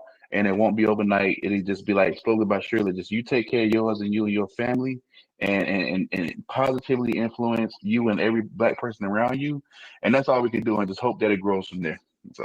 Yes, Hey, sir. hold on. I'm about to log off. This is very important. I just want to say I'm about to log off real quick because I gotta go take care of something. Look, my issue is I think a lot of people forget. A lot of Black folks forget is the attacks were never going to stop. Like I think a lot of Black people thought that after '64, white people were adopting them. No, that was never the deal. Black folks got civil rights. That means you have the right to be in civil society. You're still responsible for your community. All that mass incarceration stuff was caused by a lot of the criminality that a lot of Black folks chose to do in the 80s. A lot of Black folks played into their own. Hold on. Here we go, bro. Let me finish. Let me finish. Story, brother. Hold on, oh, bro. You're not telling the whole story. It doesn't matter how you feel. a lot of there's a lot of people, And if we especially gonna keep it a buck, if we no, gonna keep it a no, buck, Jamaicans oh, brought a whole lot of bro, damn drugs to Black Hey, America. hey, If we keep it a buck, so a lot of black let's tell the whole no, story. no. This is hey, a fellas, nasty fellas. problem. Yeah, I don't know, Hold up, Jack. Yeah, You calling us bro. children. Now you saying we like to do fellas, crime. You sound like fellas. the white Hey, supremacists. we're gonna try and go ahead and get all the way through the whatchamacallits. Yo, this is I'm a toss it to y'all. So you can kind of tell that y'all probably got like a good, and again, we stick around usually after the show. So if y'all want to continue the conversation, I think that's fire. I do want to make sure that I in the actual show fairly soon, just time constraint wise. But again, if you're new to it, we stick around in the after show. So again, it'll be an open forum to finish the conversation. a But lot of people chose crime. I do want to give it to Unc. You got 90 seconds on the clock. Talk to us, Unc. Yo, one thing everybody, like I was saying earlier, that people saying about, what I'm saying, work, and you work, you not always, that don't always get you what you need. But one thing I was saying was about like all the inventions and everything that we had. We had wealth. But they stole everything from us. Everything, it's just like when, if I'm correct, McCoy was the black person that made guns. Now you hear this person say the real McCoy, and they talking about that person. Why isn't it a big McCoy factory for making guns? Because they stole it. No matter what it is, they steal it from us, and we can't build wealth because we don't have power. We have no power, and that's the whole thing. And that's one of the things right there is that you can only go as far as a person lets you go. It's a ceiling there. And until someone cracks that ceiling, nothing else is going to happen more than you just going to hit that ceiling, and they just let you get what you can get. They're going to let a couple of black billionaires be here or there. They're going to pepper them in here or there, but it's not like, it's their choice. It's their choice, and we won't get together. And if we could put our money together and start something, it'd be great. But what it is black people don't want to get together. They don't. Talk a good game, but right now, one of us could have the best investment thing, or they said whatever. The rest of us, no, I ain't put my money with that nigga. No, I ain't gonna do this or that, whatever. And that's the mentality that somebody gonna steal from you. But other coaches can do it, but we can't. And that's why no matter how hard you work, you're just gonna hit that ceiling and you're gonna be mad. Unless you start your own. We have to start our own. That's how I feel. Appreciate it, Unc. Johnny. Oh, my bad. John. Yeah, I will follow what he's saying. It's got to start with the businesses. You hear all these Rube Goldberg again, contraptions, 1964, all that kind of shit. None of it really matters. If you don't control your neighborhood, you're not going to be able to go out here and grade a society and do anything. That's just my opinion. And only one person I think has mentioned safety. And I think that a lot of young black men who might be somewhat entrepreneurial would possibly take a chance in the ghetto, open up a store, a grocery store, something like that. He looks at the safety factor. He says, I can't do it. I got children. I got a wife. I'm just too damn afraid of myself to take a chance. And we're missing a lot of entrepreneurs in the ghettos, and the Indians and all those people are taking their place. And so I think, and they're not afraid, or maybe they don't have any other choices. But so I think the blacks do have to solve that problem to make it safe enough for their entrepreneur black men and women to come into the communities, feel safe to open up those black-owned businesses. That's my thought. Gotcha. Johnny. Yeah, I just hear sounds like a lot of doomer going on here. Like we all know we behind in the fourth, but I think the journey to where we want to go, it starts with self. Like my man John down there, urban realtor. You gotta start with your block, and then work it out. But if nobody else is gonna do it for us except us, so we can say it's too late. We can say they got so much of a head start on us. We got to start at some point, and we got to start, one step at a time. So if we want to get there, we better get to work, and it's gonna be hard work, and that's gonna get us where we want to be. So, Gotcha. G. Yeah, man. I tend to agree with what Unc and John and Johnny just mentioned from that point of view. I just want to like, and more so reiterate, like I strongly disagree with the notion that like black folks or children highly just don't see the black community as the dependents in the way that my man Jack Link described. You know, what black folks in America, if that's a reflection of what children can do, then they must be indigo children, if anything, because what black folks have done here, it's really unparalleled. So, you know, I agree that we're born into a situation where I think, like Hashim said, like this whole thing was never really designed for us to win.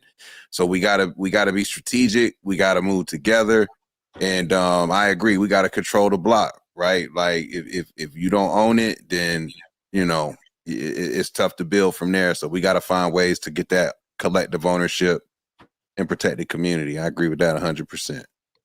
All right. With that said, again, this has been a amazing episode of Unpacked. Again, it was a great conversation. Went over 3 hours. With that said, again, it's Gshpod. It's Johnny, aka J Rock, Johnny P. Newton. We have Jack Link, Quincy, Ses Majid, John Galt, Hashim. Make sure y'all tap in next week, 9:30. And we out. Mr. Fresh, hold on. This is very important. So this is very important.